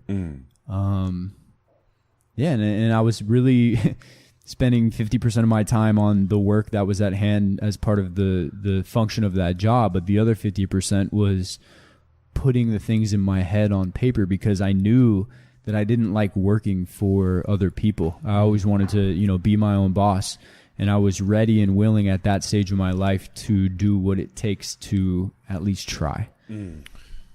What did you dislike about, aside from like the competitive in nature, but what did you truly dislike about working for other people, and what drove you to really to kind of be your own boss? And I ask this question because, one, I mean, I've done both. I have a business, and I've also worked in the super corporate environment. There's, I think, huge risk in both. I don't think there's really a sense of security in either. And I think both are like wildly challenging in their own ways. You know, there's arguments to be like, well, I don't want to, you know, fight for my promotion or have someone dictate how much money I can make. But in the entrepreneur world, like, as you know, I mean, you can run up to those same challenges there too. I think having an experience like I did, going from high school, where I love my high school experience. I barely even worked. I don't even know how I got by. I don't even know how I got by college. Yeah. And then realizing like, wow, there's a non-traditional route to get into USC. You don't have to necessarily put in, 6 years or 4 years of high school work and all that time to get there. There's a quicker route. So it wasn't so much that I didn't like working for other people. In fact, I've had some really amazing bosses. Sure. Growing up that I took a lot of learning lessons from. Yeah. But it was this idea of being in a corporate environment and realizing that in order to get to who I want to be, right, which is maybe the president of that firm, that's going to take a hell of a lot of work, and it's going to take a hell of a lot of time. Yeah. And I don't have time for that. So I think that the fear was like, man, I'm going to get stuck in a system and spend 10 to 15 years of my life slaving away 90-hour weeks just to be that guy. And I didn't want that. And I was willing to take those risks in my early 20s to skip that route and find my own path to, working for myself. In your mind, who was that guy that you wanted to be? So there's a few mentors that I have in my life. Some of those people that walked into my classes at USC, and I would look at them and I would look at their lifestyle. They were hard workers. They were successful. They would travel the world with their families. They would live in a nice house, and they would embody all the things that I want. I want a family one day. Like, there's no doubt about it. But they ultimately had what I found that day in Barcelona on the beach, and that was that freedom, right? The freedom and the ability to do that. You live one life. Yeah. So how are you going to spend it? Are you going to spend it 15 years getting to that position to become the president of the private equity firm, or maybe even longer, right? Or are you going to find a non-traditional route to get to be that type of person? So I always knew the type of life that I wanted. Right. I still do. I know, I know where I want to be when I'm 50 years old, and I set my goals a bit more on the short term now. But I still know where I'm going. Yeah. When did you finally take the plunge? Like what was it that kind of like tipped you over the edge to finally start living worry free and having the freedom to be able to fail, but on your own terms? There's no doubt that it was a process. And the day that I was ready to take that, that next step was when that first business plan was completed. What were you trying to do? So my first company was called Socialite. Socialite was a product that, I had been to some clubs. I wasn't necessarily the biggest partier, but I was fascinated by the fact that a club could sell a bottle of Grey Goose that I could buy at Bevmo for $40 and they could sell it for a G. Wild. I was like, this is nuts, man. Wild. This is nuts. And I remember at these clubs, they would walk out with like a light underneath the bottle. Yeah. Like lighting up this bottle because it was like, they wanted to make you the person that was spending this money and highlight that. Yeah. So I came up with this concept. I think that it originated maybe from like one of my entrepreneur classes, and I kind of just stuck with one idea. I had a business partner at the time, and we created this company called Socialite. And what we did was we created a pourer that would go onto the top of a bottle, like a Grey Goose or any bottle that they would sell at a club. And we designed through CAD modeling a pourer that would not only pour liquor more efficiently and quickly, but it had an LED light within it that you could press a button and it could illuminate the bottle. So aside, it's one thing to bring the bottle out with a flashlight underneath it, but when it sits on the table, it's not illuminated anymore. Yeah. Right? So the attention becomes irrelevant. Yeah. It's not, you only have that That's 3 minutes. fucking awesome. So I was like, my goal, right, and my product is something that can sell more bottles, right?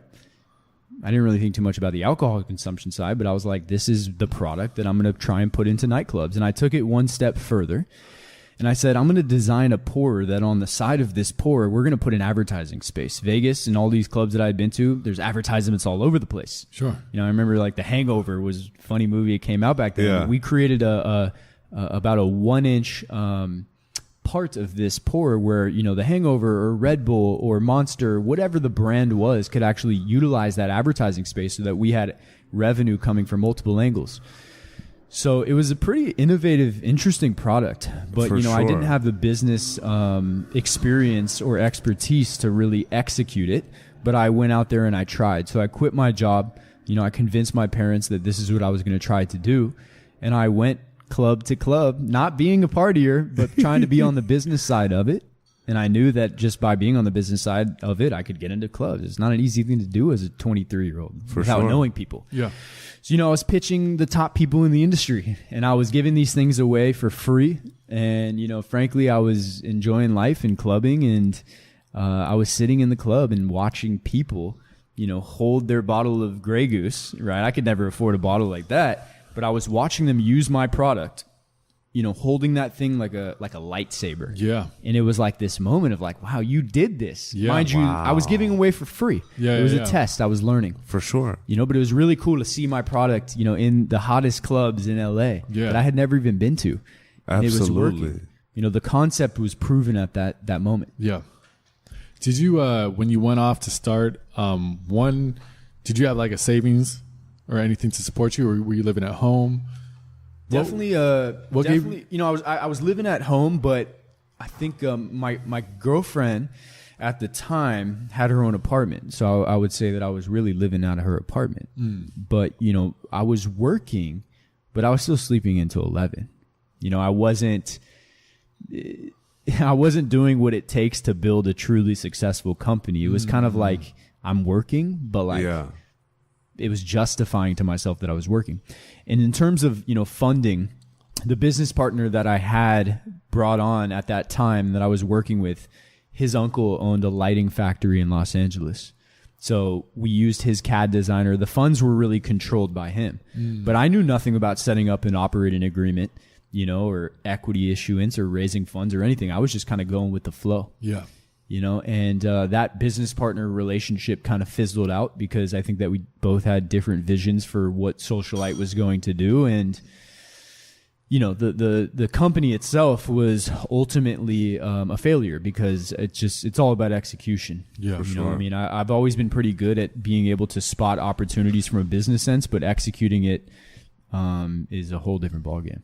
How It long? takes experience. How long did you do it before it fizzled out? I probably spent maybe about 8 months to a year working on that product. Never, you know, recouping some of the costs that it took to, you know, buy 3,000 products, which is the MOQ, the minimum order quantity from China. Yeah. You know, I mean, I have probably a box if I go into my garage of like 1,000 of these things. So we made a little bit of money back, but we never broke even. It was never a successful business.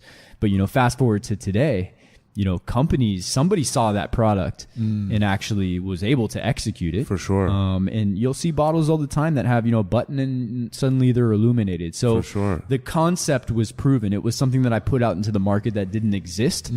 But even that moment of knowing that someone took a concept that I envisioned and made it a reality, you know, it kind of proved again to myself that I'm capable. I just need to execute better next time on my next product. For sure. Outside of knowing that you were capable, that being an affirmation, what did you take away from failure at that point? And what did that next step look like? Failing at that time, it didn't hurt. You know what I mean? for Because sure. I knew that I went into this with good intentions. It didn't work out. Frankly, the business partner relationship was one of the first things that I realized is really difficult, right? If you don't have a complementary business partner in the business that you're running, you're kind of doomed. For sure. Right? It doesn't always work out. If your vision is not aligned with that other person, if they're not complementing, And rarely will you ever. it's tough. I mean, I think that there's certain scenarios that it works out perfectly well, and most of the time it's a lot tougher than people think. For sure. So my biggest lessons, you know, failure at that moment, like I said, it didn't hurt. Failure, I learned early on that like failing is okay. Failing is just learning, and you have to fail. Yeah. That's important. Completely. Yeah, that's good that you took it like that, because it could be, you know, especially for like your first venture, something that's like, Here's the thing about getting into business is it can be such a personal thing. Like you come up with this idea, you become attached to it because it came from your imagination. I find it hard to sometimes completely detach from a business idea that I've come up with, or just anything that we're doing. I think that's one of the unique things about entrepreneurship is starting a company, but you're a person and a human being with feelings and thoughts and attachments and emotional connections to these ideas because you think of something and then it becomes a reality. Like you're sitting at a club, you're like, that thing on that bottle came from my brain. Mm-hmm. That's an interesting thing, man. It's very weird. Yeah. So like dealing with a type of failure or a company that doesn't work, did you, to hear like that you took it so well as a lesson is really awesome. How'd that kind of change going into your next venture or what you wanted to do? And did you struggle with that at all? Like, did you have self-doubt or was it more like, all right, I knew what I did wrong. Mm-hmm. I'm gonna get back up. I'm gonna do it right this time. Yeah, I mean, I think, when you look back at that specific company, I was 60% of the way there. Mm. I was missing things basically because of my experience. Mm-hmm. I didn't realize that a business partner relationship had to be a certain way, or the fact that my business partner at the time controlled the funds. Mm. We didn't even have an agreement set up. So these are learning lessons that I took very early on that were important for, what was coming next. So, at that time, it was probably around 2012. It was on to the next thing. And I ended up meeting a buddy of mine who lived in a building in downtown LA. It's funny because when I went to USC, I lived in downtown LA my first year, and I hated it. I hated it. I had to commute to school. This is my sophomore year. There was a huge homeless problem and still is, unfortunately, in downtown. The pollution, the traffic. I'm a nature boy. Yeah, I grew up in the hills. Yeah. So like living in that environment, I remember when I finally left downtown and moved towards USC, actually into my frat house, I was like, I'm never living in downtown again. I swore to myself I would never do it. But the dude that I met, his name is David Zhu. I met him because he lived in my ex's building. Nice, beautiful high-rise downtown LA. And he was like the one dude that I met in my early career that I could like really chop it up on a business level. He was pretty close to my age, but like he could hold a conversation with me. Yeah. Like he's done it. He was actually a professional poker player who like made $1 million in one tournament. And he was actually playing online poker. Back in the day, online poker, which is, I believe it's illegal right now. But I mean, he was playing, traditionally in poker, you play one table. Yeah, no, right? They play like 40. He could play 40. Yeah. But not only was he playing 40, he was building algorithms that would basically calculate things that allowed him to master this process of playing 40. And he was raking in cash. The kid was 22 years old driving an Aston Martin. I'm like, this is my guy. Insane. This is my guy. But we had really amazing, conversations. And he was my first intro into meeting somebody like me who's really out there in the business world, because he was actually running a company at the time as well, and like closer to the person that I wanted to become. So I attached to David, who's still my very close friend to this day. Yeah. And I got involved with a concept that he had. It was a company called Nplug. He was running two companies. Nplug was sort of this vision. It was me, David, and this guy, Petey. He was like the technical engineer, and we were basically providing 48-inch screens to venues all across Los Angeles, where that venue could basically go on to a desktop app and put their menus, if it was like a restaurant or a yogurt shop, onto the screen, and then we were actually selling advertisements in real time. We were giving the screens away for free. It was really a real estate play. And we started growing this company, and he was involved with a group called Start Engine it was in Century City, started by a pretty successful entrepreneur who had invested in his company, and I started working with this company, Nplug. I was like the fourth, employee. Nplug actually had a house in Bel Air that was their office where like 12 people lived. Me and David were about to move in. But like that was I kind of fell into this company. And, you know, he was like, look, man, do you want to be the director of sales or the CEO? And I was like, dude, I don't even understand this vision. I'm here to learn, but like, I can't be the CEO. I don't even know what the fuck this thing is. So it's like, I'll do sales, you know? So I started spending a lot of time with David. In fact, I was still living, you know, at home at the time.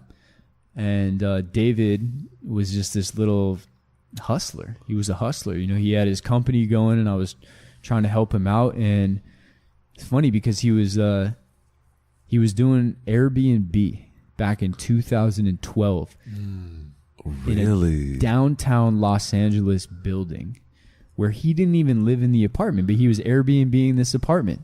So like 3 months into this N-Plug role, I'm sitting here like, wait, this guy's making 7 G's a month on Airbnb. And remember, by the way, back in the day, there was very low supply on Airbnb, but there was exceptionally high demand because of, you know, Google AdWords and all the advertising, you know. So like he was able to rent an apartment for $3,000 a month, you know, and make 7 G's. Crazy. And I'm like, this guy knows how to make money. Facts. So you latched on to that, obviously. Yeah. I saw something there. You saw an opportunity. Yeah. The first opportunity was this. That building where David was, you know, running an Airbnb operation. Obviously, Airbnb, if you're in an apartment building, they're not for it. It's against your lease. Sure. So they actually told David that he needs to stop. So I took that opportunity to say, hey, I'll work for N-Plug. I'll work for free. But I'm living in that apartment. So that got me out of the house. So now I'm sitting here, 23, 24, living in a downtown LA loft, about 1,400 square feet. Living life, living for free, working for N-Plug. But I was really intrigued by that Airbnb concept of I've never seen money like that. For sure. You know, so that kind of was an opportunity to get out of the house. Where did that take you? So I moved into that apartment, and, you know, I said, hey, David, man, I think that this N-Plug concept could be great, you know, but personally, I'm not really with it. But what about that Airbnb thing? David was always like the type of person that like could spot up money-making opportunities. Yeah, he just had and he would want to put his friends on. Like a few of David's best friends like started running these little kind of micro Airbnbs, and like everyone was making money. So I was like, I'm really interested in this, and this is much more relevant to what I want to be doing. Why don't you let me kind of run like an Airbnb operation for you? Right? So in going back to my childhood, you know, like a lot of times people, when they're trying to figure out what they want to do, they always kind of relate it back to like, who were they as a kid? Yeah. I was the kid in the back of mom and dad's car, like, you know, 10 years old, looking at the homes section of the LA Times, just looking at these mansions that I was so like impressed and intrigued by. Not only the homes themselves, but like, you know, the way that they were designed. I remember that was just something that I was into as a young kid. So I was always into hospitality and design and homes, and this was like my opportunity to basically jump right into the Airbnb operation. Yeah, This is where it all started. So David and one of our investors from Start Engine, who invested in N-Plug, our first company, purchased in 2013 at the low in a low market. They purchased 5 units in a building in downtown LA on 7th and Hope. So I'm living in downtown LA for now at this point for probably 4 to 6 months, and they just purchased 5 units in the building next door. And the plan was furnish them. David owned 3 of the units. The other person, Howard, owned I think 2 or 3 as well. I think it was 3. We're going to furnish these units and we're going to put them on Airbnb. And Evan, you're going to be the guy who's going to run this operation. And I worked out a deal with them, which was a really shitty deal, but it was $15 per check-in. Okay. And you run it all. So we're talking about 2-3 day stays here. Yeah. And I'm literally, I think 300 people within the course of like 4 months came through that building. Small residential condo building. Yeah. So you can imagine, there's an HOA, but we were like, we could do whatever we want. We own these units. Yeah. You know, at that time I'm doing laundry, check-in issues. I'm dealing with something crazy, but we're generating a shitload of cash. Yeah. the cash isn't going to me. I'm getting $15 a check-in. But David and Howard are happy. So from doing that for about 4 months, I realized, wow, there's a real opportunity here. Because in that moment, the people that were staying with us kept telling me, and mind you, these apartments were meagerly furnished. I'm talking like $200 couches, Rokus. They didn't even have cable TV. I don't even know if they have coffee makers. It was very bland, right? And the hotels across the street are, $200 a night, and they're hotels, the Hilton or whatever. But like people kept coming to me, and I was meeting people from all around the world. It was really fulfilling. And the one thing that I couldn't wrap my head around was these people would come to me and be like, Evan, like, this is amazing. We feel so good staying at your building. Ooh. And I was like, even though there's not cable TV or, there's a pleather couch there, you guys really like this? I couldn't wrap my head around the fact that the elation on these people's faces. And it took a while to like figure that out. Yeah. And what it came down to was, regardless of how the place was furnished, it had a kitchen, it had a washer and dryer, and most importantly, it was the feeling of being home. Yeah. So like that moment, through experiencing and having conversations with these people, a vision popped into my head. And all these units were furnished slightly differently. One was like the LA theme, and this one was, used furniture. They were all different. Yeah. But I had a vision in that moment, and that basically was the spawn of Urban Flat, which is a company that I still run today. That's crazy. 2013. Can I ask, during this time, you could easily make more money doing something else, right? Getting a job. Just getting, like, you could make more than $15 a check-in just applying and working for a job, right? Yeah. Did you struggle with those moments or ever go back and forth like, man, what am I really doing here? I could just make like 3 times this, working here a couple of years and having a real career. What the hell am I doing? This entrepreneurial, these money guys are making all this money. I don't come from that. Like, did you have those moments, and what kept you in the game? I think the moment was, it's one thing to get paid $15 a check-in, but it's another thing to be bringing in, $40,000 of revenue a month. That was money that I was bringing in because I was the one responding to these guests. So, when I had that vision to basically create a company where I could brand apartment building A and brand apartment building B, and make money off of that, I came to my investor and David, and I said, look, I'm not getting paid $15 a check in here. You know why? Because we together are going to create a company. We're going to set up a foundation. I'm going to raise money. I have a vision. We can go way bigger.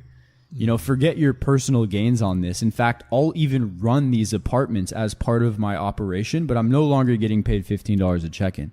So I presented a business plan to Howard and David and my dad, and I raised $100,000, and that was like the first time in my life where I was able to leverage the experience that I had in building business plans, sitting at a corporate job.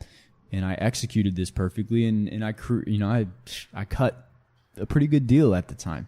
To be a 24-year-old or 23-year-old, and someone says, "Hey, we believe in you. We believe in your vision."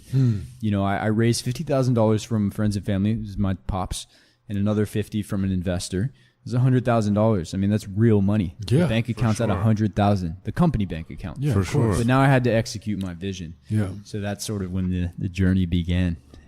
Take us through that. What were those first steps? First of all, what was it like riding the high of actually getting that investment? Right.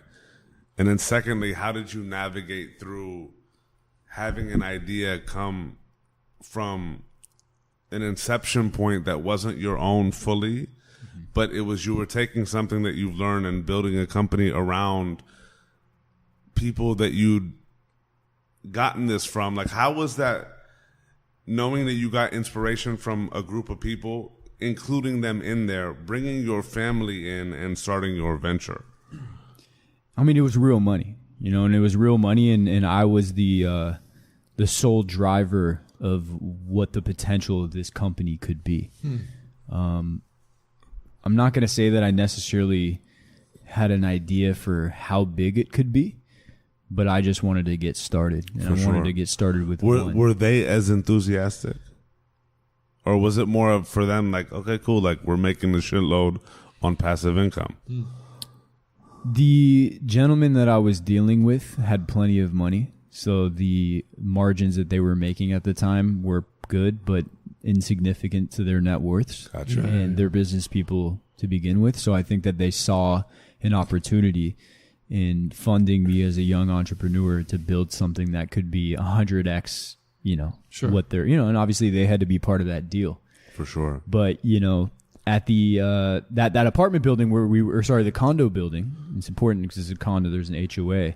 They started to threaten lawsuits. They're like, hey, this is a violation of the HOA. You can't rent for less than 30 days. So like our time there was kind of done. Like they kind of had to find like long-term renters. And it was actually a little, that's after raising $100,000. And then all of a sudden the building where you're generating all your revenue is like, hey, you guys are done. Yeah. We're on to you. Yeah. And we, at the beginning we flexed. We were like, we own these units. We could do whatever we want. But there's a clear HOA rule set that we were in violation of, and they brought attorneys against us. I was like, and mind you, I was living in the building. Yeah. I was like the building's most hated man. Like people would give me dirty looks. Jesus. Yeah. There was like one dude in the elevator that like literally approached me one day and was just like, I know who you are. I was just like, dude, who are you, bro? Yeah, bro, watch out. No, it was crazy, man. Like people didn't like me there. I didn't really think that what I was doing was wrong. Cause I didn't sign the agreement to buy the places. I didn't, it wasn't my HOA. But then I realized it was a learning lesson. For sure. So now all of a sudden I got $100,000 in the bank, and I have a operation that's done because the building's onto us. But what I realized is there's opportunity to basically take vacant inventory and generate returns from it. Yeah. Right? So we can essentially be an asset to any vacant unit. So that's sort of when there was a building called the Medici in downtown LA. If anyone knows LA. Oh, we all did. You feel me? We all did. This building looked like it was straight out of Rome. It was gorgeous. Gorgeous. Straight up. Amenities, pool, Yeah. track. Never used them once. Never. Disgusting building. The pool a couple times. The pool a couple times. The gym was like super wild when you went through the walkthrough, and then you never used it. You use that tanning room? Huh? No. No, me neither. I could not bring myself to it. That was one of those that you're like, oh, this is super. Oh, no, tanning room. It's dark. Ooh. No pun intended. I feel Dark. you. I feel you. Anyway, I knew that was a building that the building that I lived in my sophomore year of school. And I knew that they were the most lenient building that I'd be able to approach with this concept. I knew that they had vacant units. Yeah. I knew that they were cheap, and it was a good starting point for launching this business. So I approached one of the guys that I knew who actually leased me my apartment sophomore year of college. I approached him 3 years later. His name's Anthony, a good guy. And I was like, look, man, like I have a concept here for you, and this is what I want to do. I want to rent these apartments, and I want to lease them out as a corporate housing company. And I want to lease them to business travelers primarily. What do I need to do to sign a lease on these units? He's like, well, you got the funds?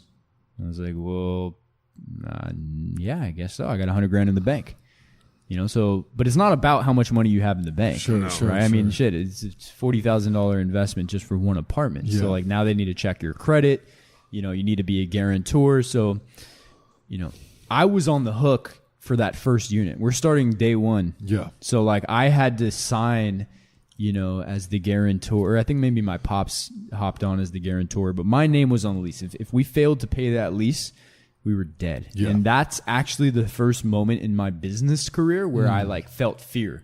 I was like, man, I'm really putting, like I could ruin my credit. I could ruin a lot. Yeah. But like man. shit, it's what it is. Yeah. I gotta do it. I don't have a choice.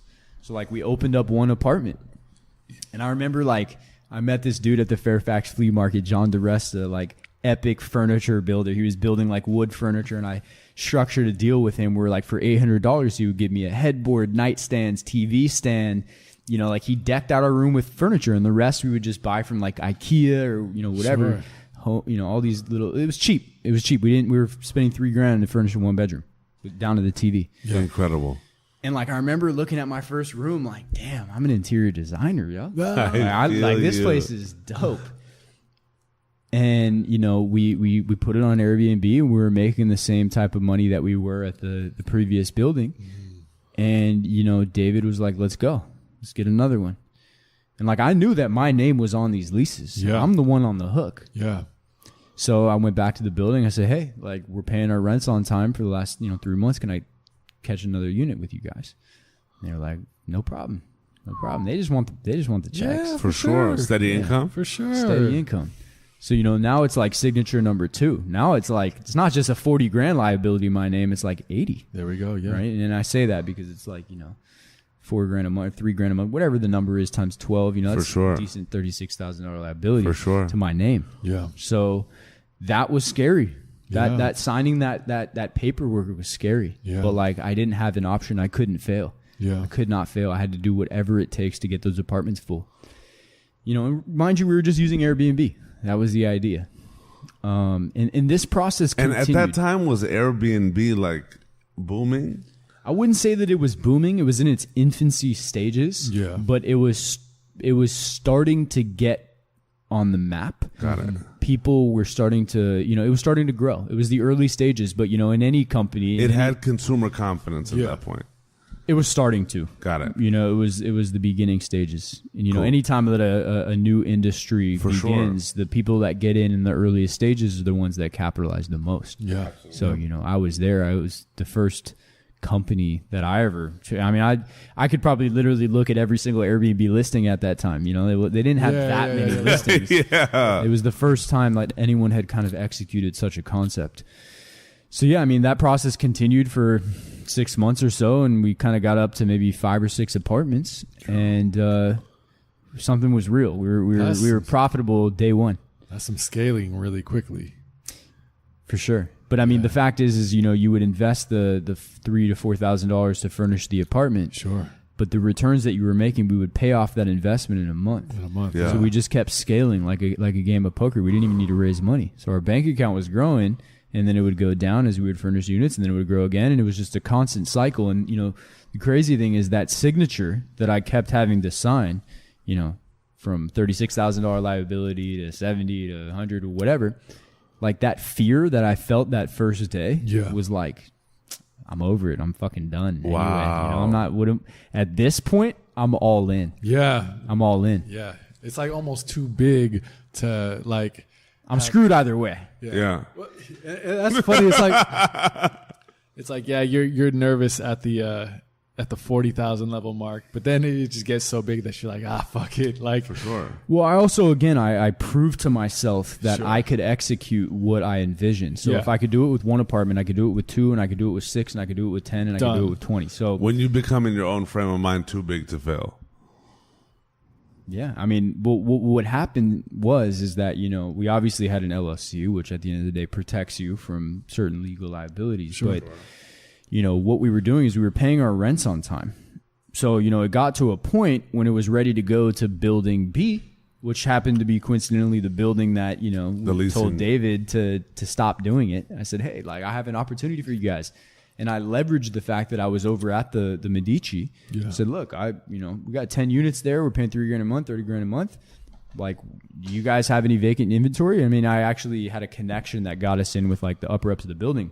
But I was able to leverage the credit that I had billed to that tax ID to not have to be the guarantor anymore. It was no longer my personal liability. It was the company's. Got it. So like the days of me signing leases, and even upon those renewals, I was damn sure to get my name off that. yeah.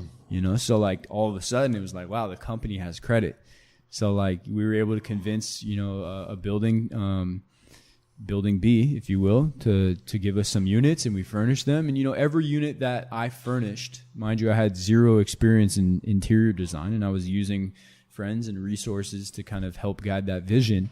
It just got better and better. Like the first room looked like shit. The next one was like amazing. And then like the third one, I would look back and I was like, wow, like you're constantly evolving. Yeah.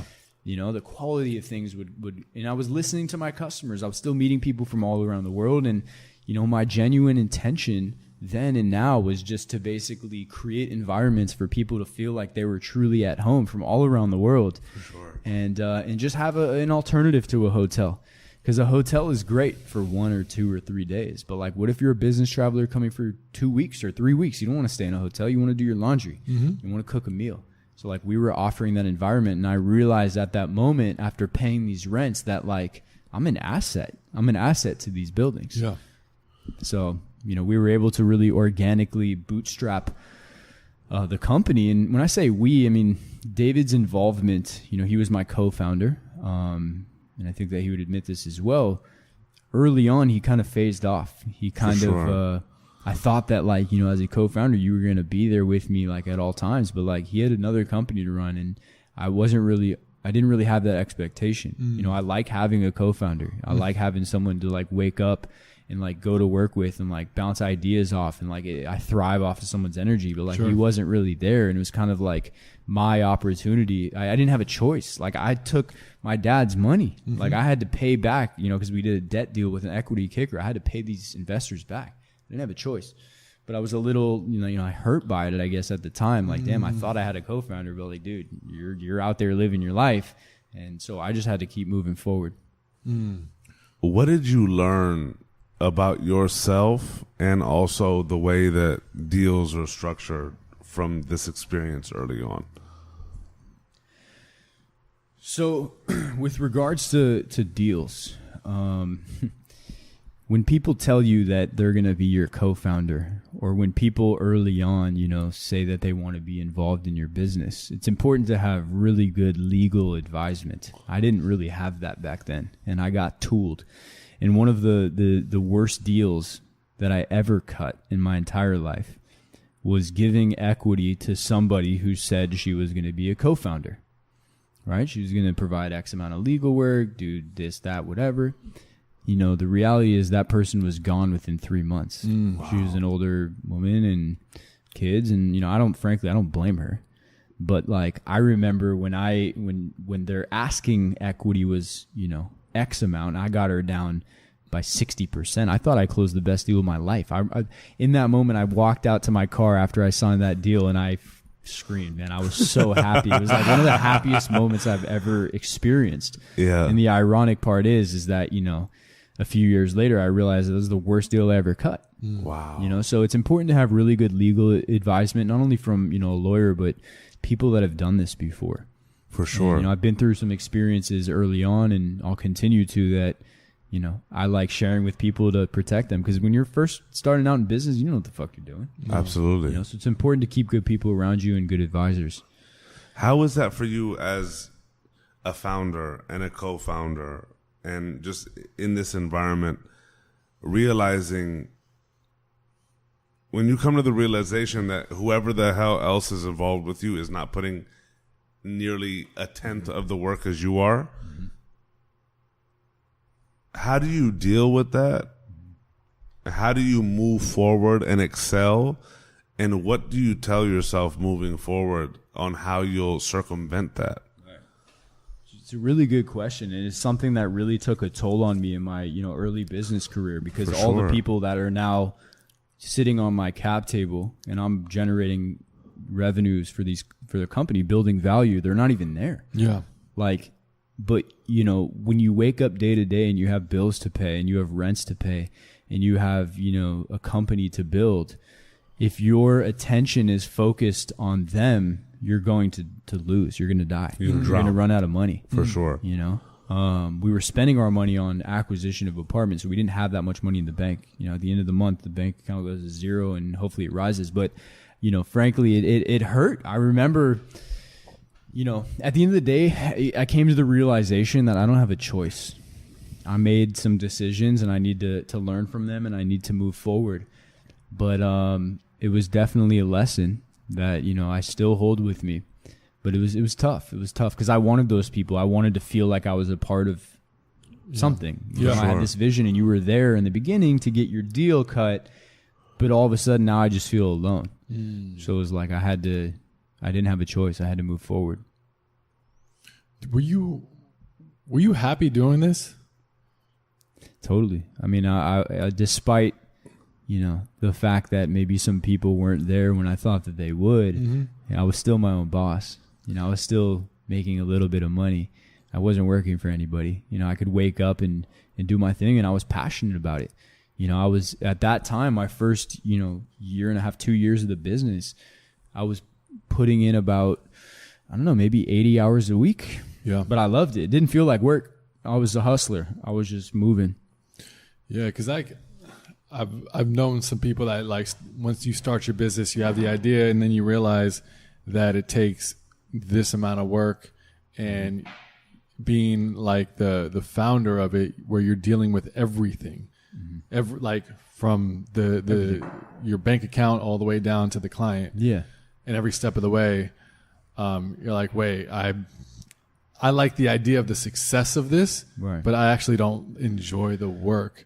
And I think that's such an important thing of, like, when you're getting into starting your own business, it's fun to be led by the fantasy of the success of, like, what it could be, everything from the financial to the dream to the, you know, being your own boss, all these things that sound great before you actually get into it.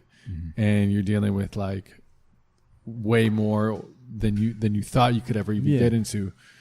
Yeah, I mean, I was learning in that process, and you're right. You know, I was handling the sales, the finance. I was doing it all. Yeah. You know, and to be in a position to not have money and know that you need resource. You know, when do you hire versus scale? Like, it's an art, and it just really took a lot of time, and it's part of the process. You know, I mean, it's something that, all the more reason to have good mentors around you that you can turn to look at your company from a macro level and advise you and push you in the right direction. And, you know, luckily I had that. So, you know, we were pedal to the metal. You know, we were opening up, I think we probably hit maybe about 40 apartments. We reached $1 million revenue our first year, which, you know, $1 million, like, man, I thought that was like a ton of money. Sure, we reached it quick. But like, that was the zone that I was in. And mind you, like, you know, I had a life, you know, I had a social life. I had a girlfriend. Like,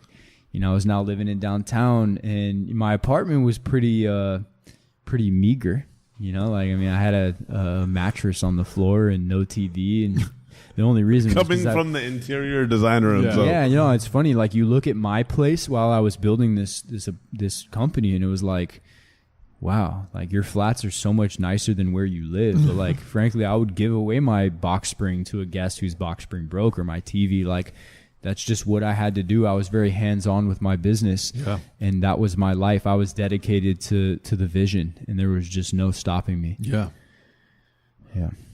Did you ever find a detriment to the lack of balance that sounded like?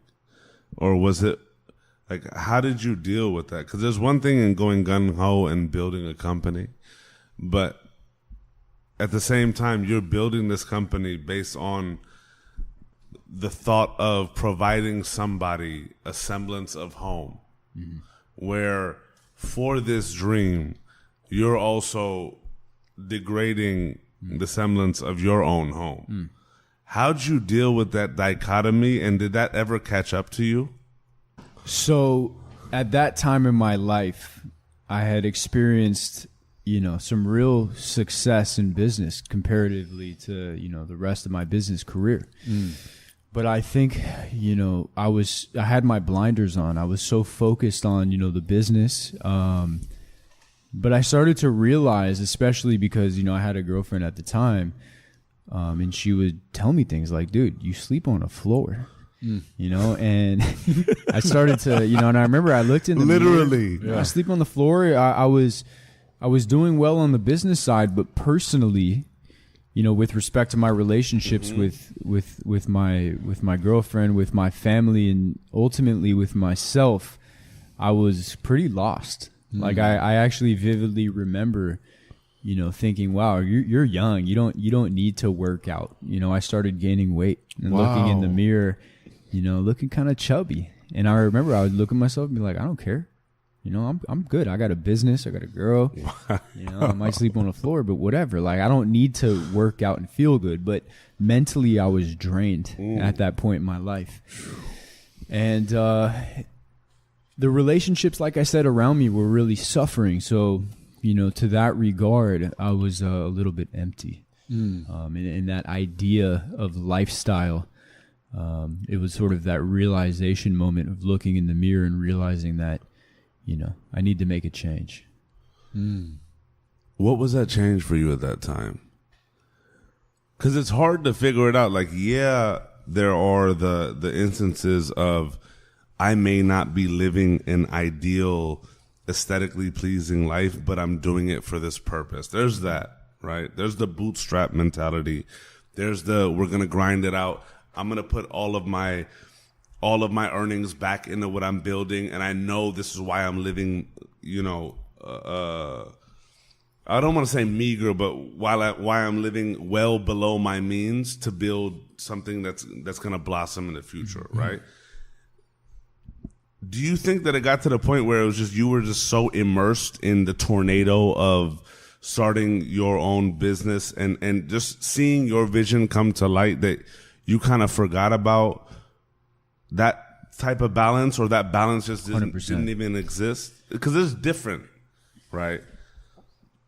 I think that I used this idea that I was doing this for us, right? And when I say us, I'm talking about me and my girlfriend of almost 3 years at that time. Like I understand the life that I'm living on a personal level, and that I can't spend, the time that I want with you. And I told myself, look, you're not spending time with your family, but you're doing this. And you're doing this because you have a vision to live a certain life and provide for your future family. I was so caught up in the moment that it was another moment of my life where I lacked presence. I was in the tornado, and this is a trait that happens with many entrepreneurs. And now being out of that tornado, I believe, because you never really know, but I'm a much more present person than I was back then. I see this in the people around me, the people that I advise, the friends that I have. You can really get caught up in a vision and neglect the things that truly matter. So, at that point in my life, I think that I had the realization, but I also had a hardcore excuse of why I wasn't ready to make that change. So it wasn't until life brought that change that I actually did. Yeah. What brought about that change for you? And does that happen during that time, or did that happen later? The change. So the first step that I wanted to make in order to be a bit more free from the craziness in the day-to-day of the business was and I had a couple of employees at the time. And one of my employees was like, hey, I want you to meet this guy who's staying with us. He really likes your business. And, he wants to talk to you. So I was like, for sure. Talk to this guy. Really successful young entrepreneur, sold his first company for $30 million, is traveling, living the good life, drives a Bentley, wears a $50,000 watch. This is a guy who I respected. Not so much because of these things, but because he's a businessman. He's, for sure, one step above David in my eyes. Like, this is someone that I want to be. Yeah. So, he's walking it like he's talking it. Oh yeah. I mean, I completely bought into it. I mean, this is a good guy. He's a good friend. So step one was, let's bring him on to the company. Let's start working with this guy. This is like my new business partner. It's my new co-founder. The business at that point, we're 2 years in. We're doing a couple $1 million a year. Things are good on the business side. On the life side, not so much. But step one to that change was bringing on more support to help me run the business. So I started working with this dude. And, I think that I was still conscious of the lifestyle that I was living. It wasn't exactly what I wanted. But I was still, the thing is, my definition of big, right? I used to think it was 1 million, and then it was 2, and then it was a certain amount of units. I don't even know what big is. Till this day, I still don't know what big is as it relates to business. Yeah. But this was the guy that was going to allow me to retire.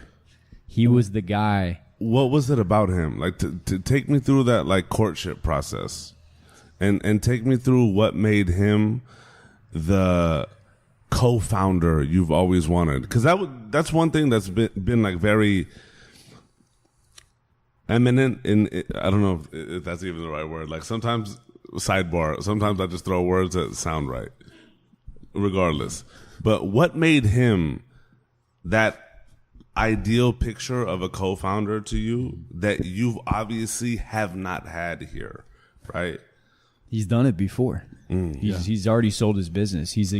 I wanted to build a business to sell it, and this was a guy that had already done it. Yeah. And he fell into my lap. He stayed with Urban Flat. He stayed with my company.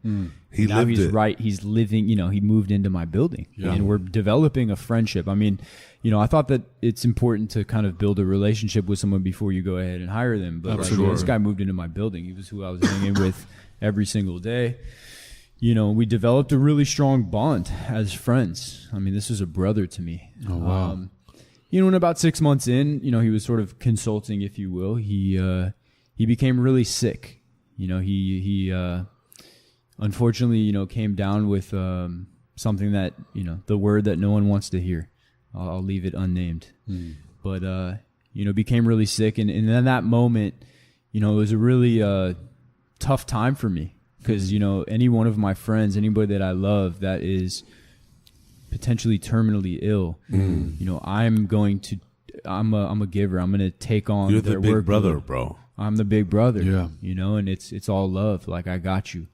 Go do what you have to do, get better, and I'll be here. And this company will be here. 6 months in, you can really develop a strong friendship with someone who hang with them every single day. For sure.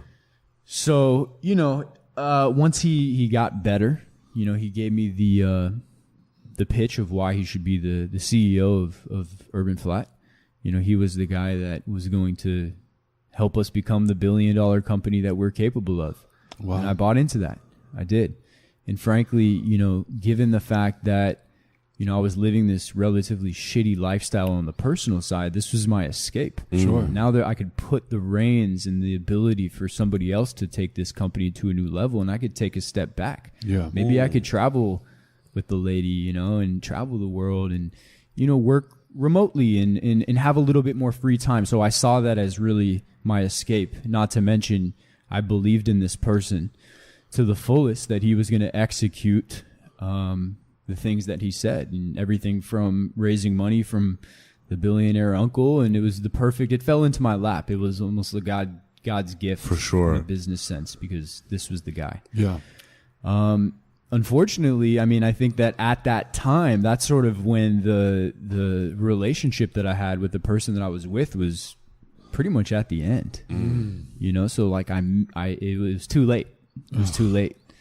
And that's a person that I really loved and I cared for. And but I brought him on. I brought him on.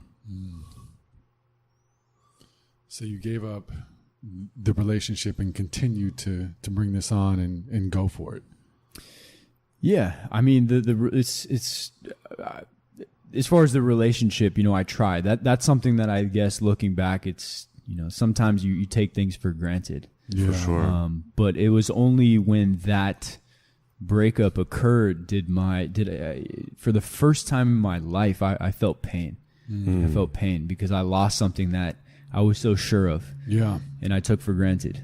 And I, frankly, until age 25, I never really felt pain in my life. People experience pain sometimes at a very young age and sometimes at an older age. For me, it was that moment. It was real pain. For sure. And it was like getting punched in the face and waking up and realizing that like this life that you thought you were going to have was just stripped from you. Yeah. So looking back, I mean, it's a blessing, right? Everyone, we go through these moments in our life, whether, that's through loss, through amazing success, through whatever it may be. But that moment for me was a real wake-up call. And I remember one of the things that, my ex used to tell me, especially being a young entrepreneur, was like, sure, you're here with my family, but you're not even really here. And I'll be like, I'm sitting at your living room table. How are you going to tell me that I'm not here? What are you talking about? Mind you, I had 2 phones, answering emails. She's telling you you're not present. Yeah. She's telling me I'm not present, but I didn't understand what that meant because it's like, I'm present. This is the table that I'm sitting at. I'm physically present. I'm physically present. I'm here. present. I'm sitting next to you. Yeah. Exactly. But I didn't realize that until it was too late. But I mean, it was the biggest wake up call that I've ever had in my life. For sure. It's also timing, especially with relationships, right? In that, on one end, and I kind of take it back to, like, you can't love somebody unless you fully love yourself. Like, you can't love somebody the most unless you love yourself the most, right? It's one of those things where naturally in relationships we grow with one another. We'd hope so, right? But sometimes the timing's off, right? And as much as you love this girl in this moment, and as much as you like that love may have been the purest, you also were in a whirlwind in terms of your business, in terms of the rapid scale, in terms of the new somebody coming in terms of the ideas of what could be, right? And there are decisions to be made, right? Because,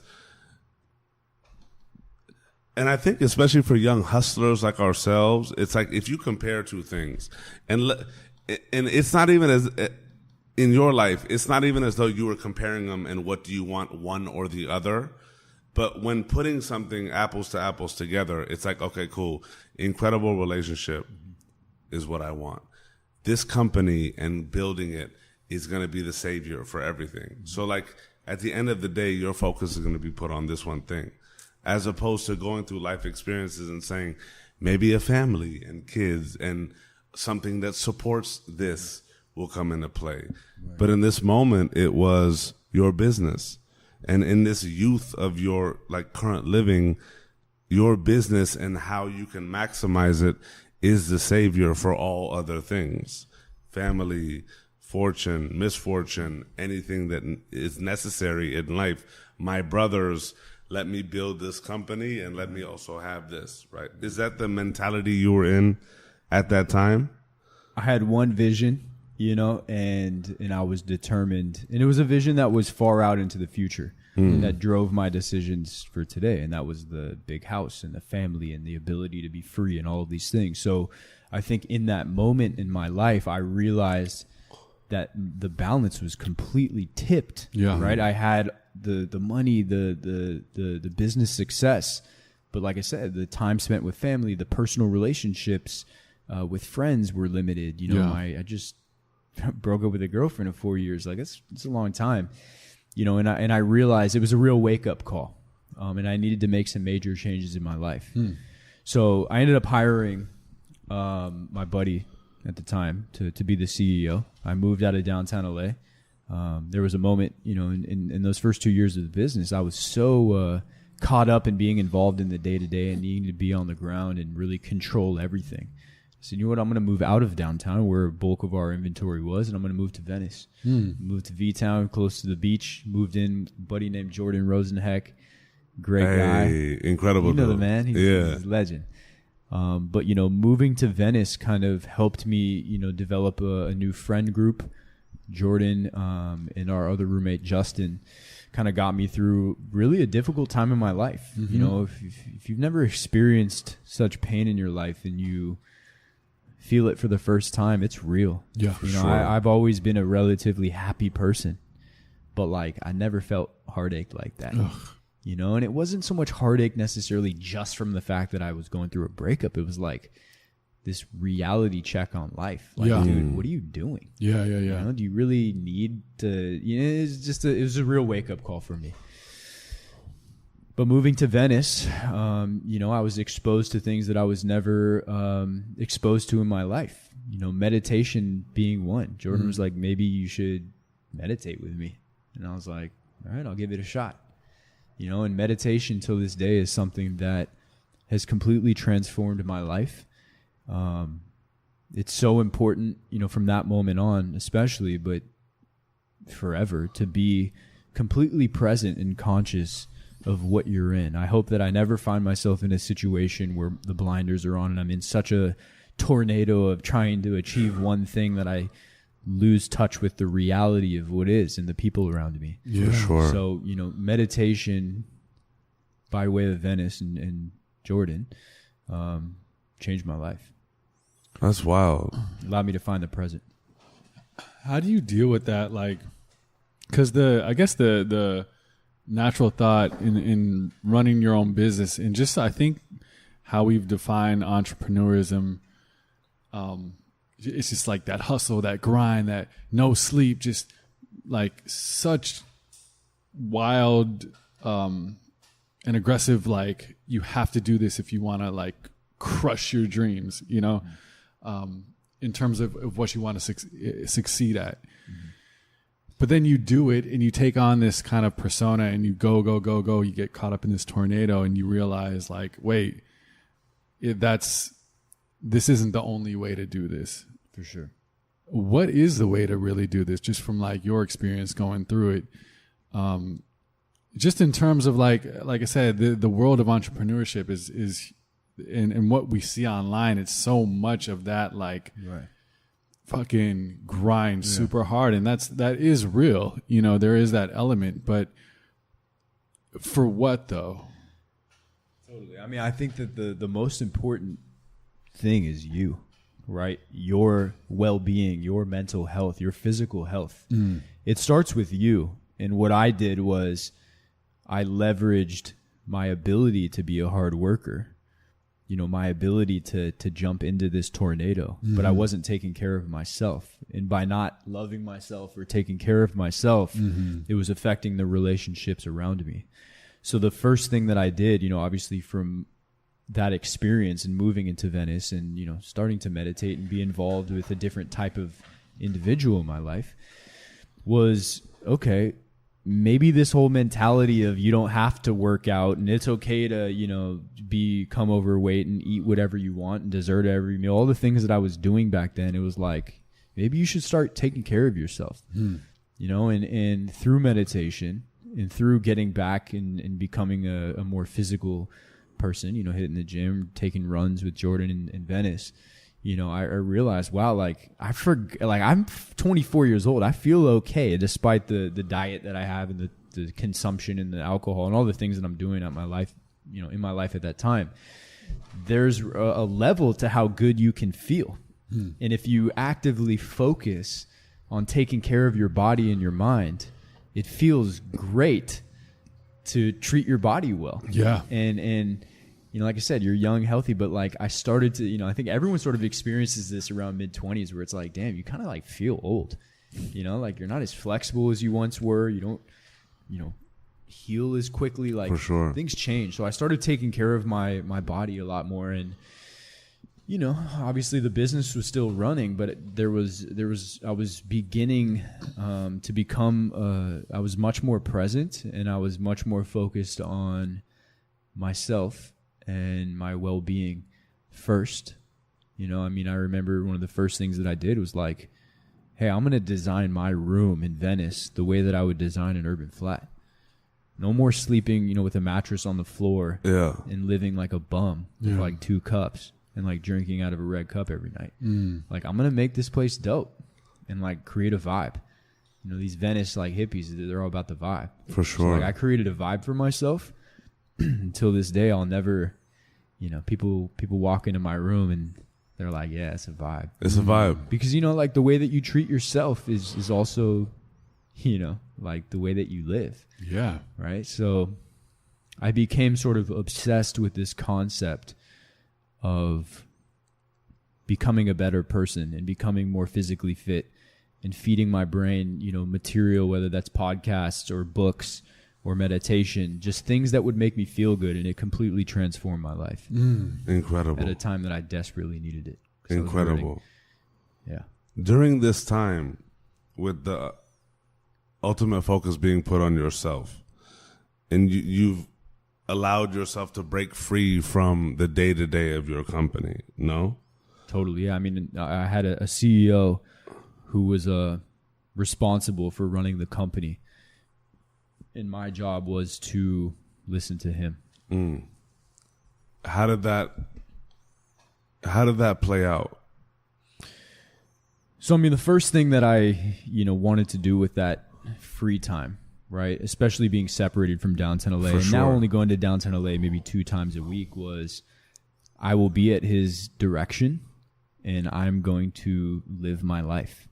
My life is beginning for me at this moment. I'm starting to kind of moved beyond the stage of being at a low relatively in my life, I was still very fortunate, and things that, you know, got me through that tough time were just realizing how fortunate I was. Yeah. Family, growing up in LA, I live in Venice. Life is good. I got great friends. But, you know, I definitely wanted to get back to that freedom that I felt that day in Barcelona. So I'm like, look, I can work wherever. We didn't even have an office back then. Yeah. You know, so why not work from like Italy? You're like, you know, so Yeah. I started taking care of myself and started booking some trips. You know, I had a friend that was like, hey, like, we're going to Corsica in France, you know, or Italy, wherever the fuck that is. I don't even know, some island. Yeah. We're in between. And I was like, yeah, I'm down. You know, and I had a little bit of money saved up. And I started traveling and watching the business from wherever I was in the world.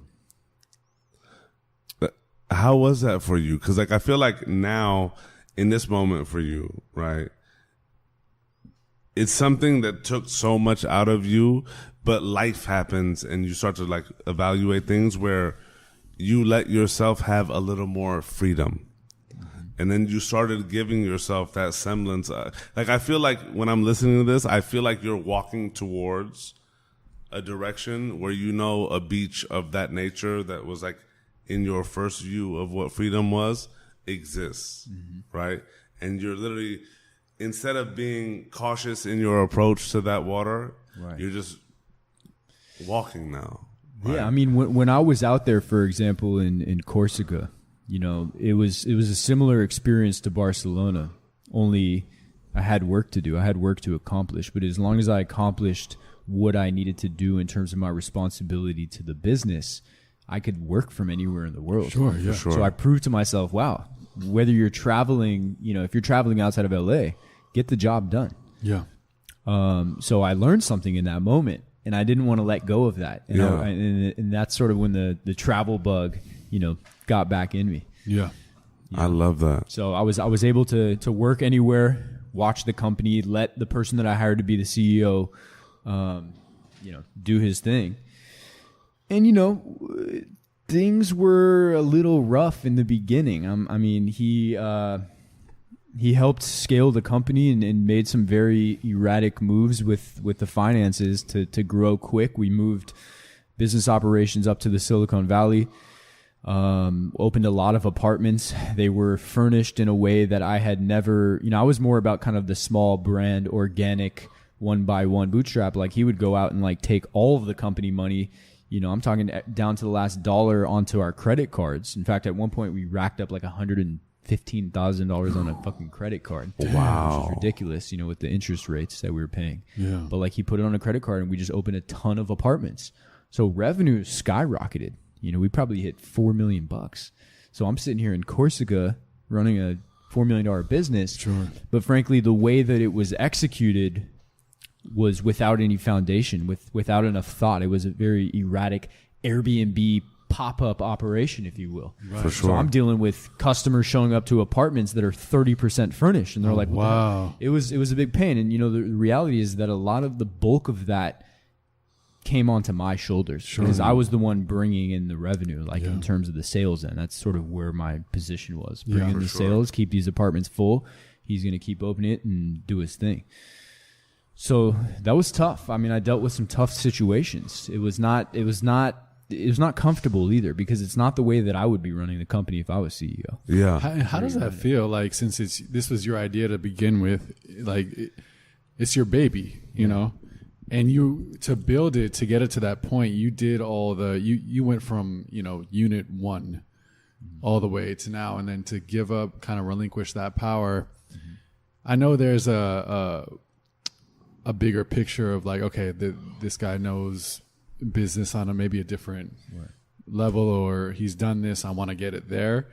But you lose some of the culture, you lose some of you that's in it. And that's when I was going back to like earlier when I was saying, you can build a company and think about, I'm just going to build this and sell it and try to separate yourself. But when it's your baby, Right. and you give that up, it's not always so great. Yeah. I mean, you know, the biggest mistake that I ever made in my business career was having a vision and giving it to somebody else for them to do whatever they wanted to do. In fact, they didn't really have a true vision. Sure. They did. I didn't even understand it. So the feeling is pure uncomfort, right? It's it's one thing if if things are running smoothly and someone's executing a plan that is flawless and customer service. We're in the hospitality business. For sure. Right? For those that don't know, Urban Flat helps residential apartment buildings convert their vacant inventory into short and long-term housing. And then we, our brand focuses on business travelers and athletes, and we pride ourselves on very well-furnished apartments that have all the amenities of home. But like these apartments, like I said, look like a 10-year-old furnished them. It's nothing that I would have ever done, but I was dealing with the repercussions of my decision. And it was very uncomfortable. And it's you as a person too. For sure. My name is on the line. Yeah. My name Evan, is on the profile. Like people are coming complaining to you. It's like Evan Haskell's an asshole. I also think this is very interesting timing, like unique. I feel like everything is coming at one in like in just like a meteor hitting the earth type of way, right? Mm-hmm. Because what you're seeing here is you're finally able to relinquish control, but that's coming from a sense of wanting to really go like understand yourself. This is like a adjustment of self, if you will, right? You come and you find somebody that's been proven. This is one of those things for like any entrepreneur person getting in business or somebody just like having a dream, vision, or an idea. Like this is a cataclysmic scenario happening all at once, but it's like sinister timing in this standpoint from the looking at it at that moment, but it blossoms, right? And there's a beauty in that, but like listening to that and just kind of speaking to anybody that's hearing this, there's a semblance of a tie-in to somebody's story. I feel like this is also happening at a very fucking pivotal point. Yeah. Because what we're talking about here is you found somebody that you trusted enough to say, okay, you get it. You're also somebody that's done it before. This is a time where I'm going to take a step back of my baby because what you're telling me is something that I can stand by. It's obviously going to take execution, but the pedigree you have and what we're thinking for the future, great, let's do this. This is also a moment where I can step back and start building me so that my longer game vision of this business becomes executed from a different standpoint. If you think about, that moment in my life, right? For sure. Went from the first 2 years of being all about business and completely failing on the personal life. Sure. To the complete opposite, where I'm living life. I'm in, in Europe, sipping Pinot Grigio with my best friends, working remotely. For sure. Feeling good. Yeah. Meditating. Going to the gym, all these things. And my business is back home dying, failing. Yep. Yeah. Money is not going in the right direction. Yeah. Exactly. And that's scary. So I mean, the seesaw completely tipped. Yep. And, I had to do something about it. It's a tale of what balance is. Completely. But you got to find it. You got to find it. You got to experience it, right? Yeah. How do you know what balance is if you haven't experienced both sides? Somebody looking for balance isn't at a scale like just No. fully balanced at all times. You don't know. Right? There was a brilliance in that. Once you started realizing as much freedom as you could have had, that your visions were way less aligned than you had thought, even polar opposite. As a young founder that's given reins to a CEO, what's that process for you like of corralling it back in? And also, what was the damage done? Well, I mean, I would say about the biggest problem at that time was the lack of communication. This is a person who I couldn't get on the phone. You call the guy, he wouldn't pick up. And that's not cool. Like, dude, I hired you. Like, we're in this together. I'm busting my ass. Where are you? Yeah. Starting to pay attention to the company credit cards and see that, wow, a year went by and $30,000 was spent on corporate travel. For what? Who are you meeting with? Where, it was this constant loop of stay in your position, stay in your lane, let me do my thing. Yeah. And it made me uncomfortable. Yeah. And frankly, if that was to happen today, it would be over real quick. For sure. But I believed in this person, and I fell for the things that this person was saying. For sure. So, you know, I knew that cycle could not continue. I have to do something about it. And mind you, I'm still traveling quite a bit. And, Right. I would come back home and work, but you know, it was really a matter of coming to the understanding that, listen, this business partner relationship isn't working and it needs to end now. For sure. So, you know, although the company revenues are high, either you're going to buy me out or I'm going to buy you out. Mm-hmm. What do you want to do? Said, all right, I'm going to buy you out. So, all right, you got 30 days to do it. We get our lawyers to draft some agreements. I see a wire hit our bank account maybe 15 days into this agreement. I'm like, what is this? Like, who's wiring us, $100,000+? This is weird. And then the next day, the wire goes right back out to his name. And I'm like, this is not good. So, that's when, I used my attorneys and, people to basically look at kind of the emails. We were the administrator. Yeah. And that's just when the truth and the reality of who this person was came out. Oh, wow. This person that I met who I believed was a young, successful entrepreneur, it turned out to just be a lie. Wow. Straight up. The facts are the facts. I prefer to not expose some of the intricate details of this, but the reality is that when you have facts, you have facts. Yeah. Absolutely. And when you're dealing with somebody who is a pathological liar and you fall for it, it's the same concept of getting caught in a tornado and having blinders. I was so trusting. Growing up, I only hang around real people. Yeah. For sure. I never met somebody who was fake. This guy never sold a $30 million company because once he got terminated from our company, the world collapsed around this person. All of his quote unquote friends, right? Were like, wait, what? He told you that he did this, but he told me otherwise. And like suddenly we realized that this was all a big illusion. Wow. And it was a huge wake up call for me. Wow. But at the same time, I had a company to save. So we were hurting, and we didn't necessarily have money to go like hire an attorney and figure this all out. This is my parents' money in this business, and another investor. And frankly, I inherited a pile of crap that I really had. It took me a while. Like I continued to travel once this person was out of the business, and clear my head and spent a lot of time alone, and really enjoyed life. Like I kept it running and I came up with an action plan to enhance the business and bring it back aligned. It's like if you have, say 80 apartments that are furnished like a piece of shit, what do? You fix them all up to the way that the quality that you want it to be. Sure. Yep. So like that was step number one. And in order to execute that plan, it didn't have to necessarily be on the ground. I needed to, all that time traveling abroad, a skill set that I was actually learning was how to manage people remotely. Yeah. How do you communicate with them? How do you assign tasks? And I got used to this lifestyle of travel, and, taking back the company, I had to stabilize it.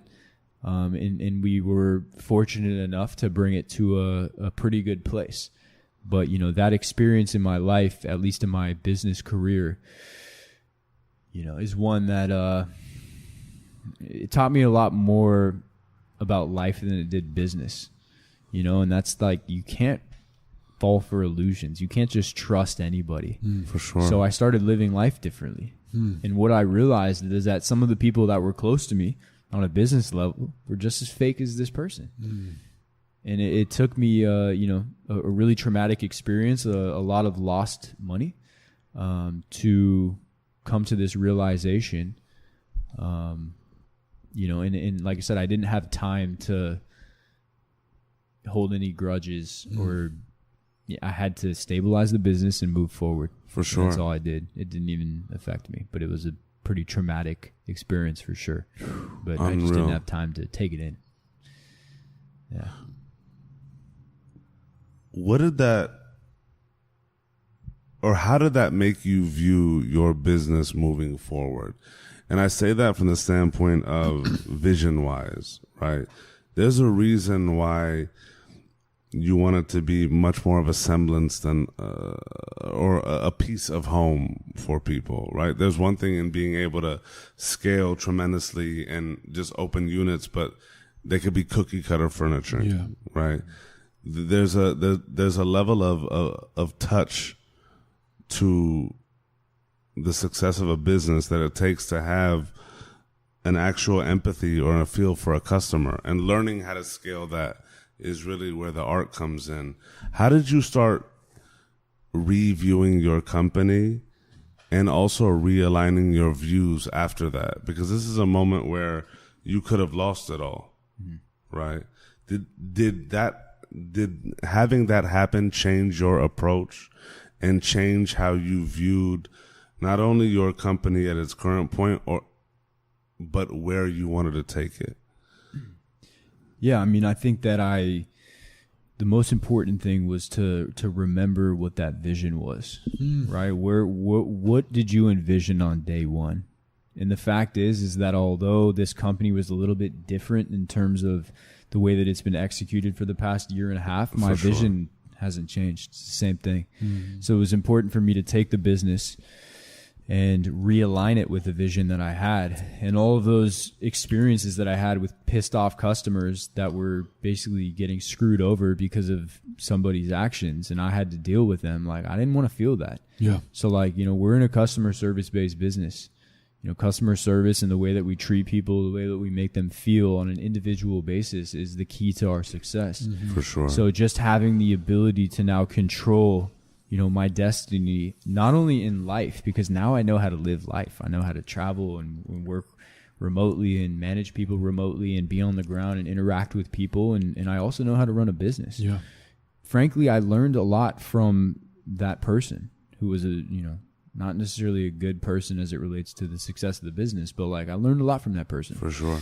And now it was like my opportunity in life to really find true balance. I know what balance is now, right, from this experience. So, yeah, I mean, it was a matter of working to stabilize the business and get it on path with the vision that I had. And, we were able to turn the whole thing around and that's incredible. Continue to grow. And, through the skill set that I built of managing people remotely, I've been able to continue to travel the world, take a ton of trips. I mean, for the past 2.5 years, I've been in LA for 2 weeks out of the month, and then another 2 weeks wherever, New York, Miami, Mammoth. I'm a free person, but frankly, it's not just me; it's my entire team. That's the company culture that we have. I love that. It's a get the job done type of culture, and do it from wherever you want. Explore and experience life. Yeah. Some of the most fulfilling, money is good, but it's like it does not buy you happiness at all. It buys you some freedom, because especially if you want to live a life of traveling and eating at nice restaurants. I know what I like, but what's truly fulfilling, aside from the customers, feeling and sharing their experiences by staying with us, is the fact that now, leading a team of 15 and taking them on team retreats. We went to Lake Tahoe as a team and, rented a beautiful house and got to spend time together. We did a team meditation.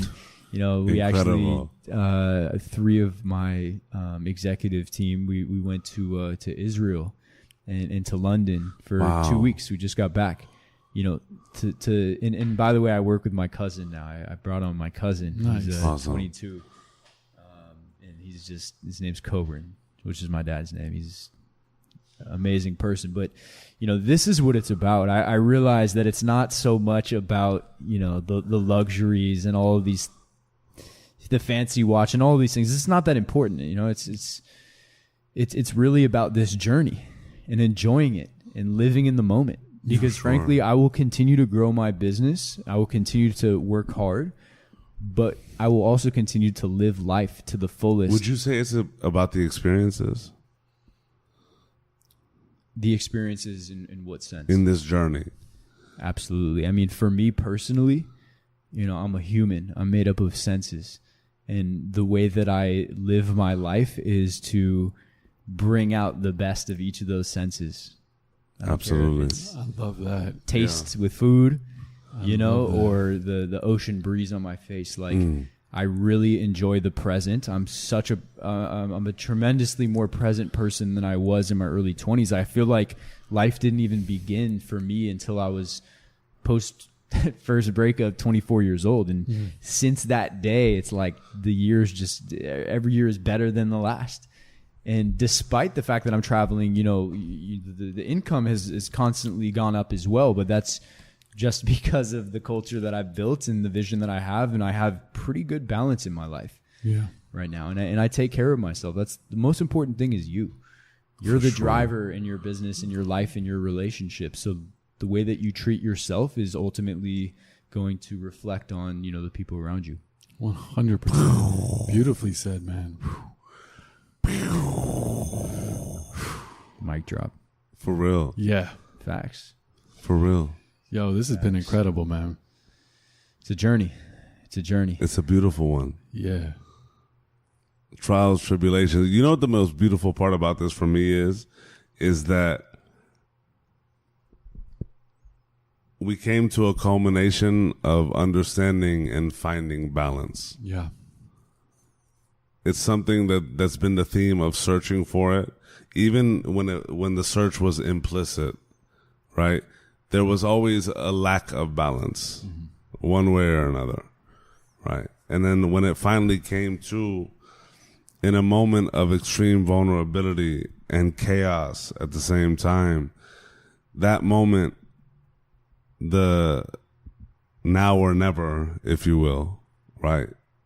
What stemmed from that was finding what we've always been looking for. And naturally your balance is going to change, but the beautiful arc right now in this point of your journey, which is why I'll scream, Mama, to the day that I die, right, is moments like these. Yeah. Mama, we made it is a moment where at one point in somebody's early life, you still have so far to go, is being able to, within themselves, tell themselves that there was a moment where I found balance.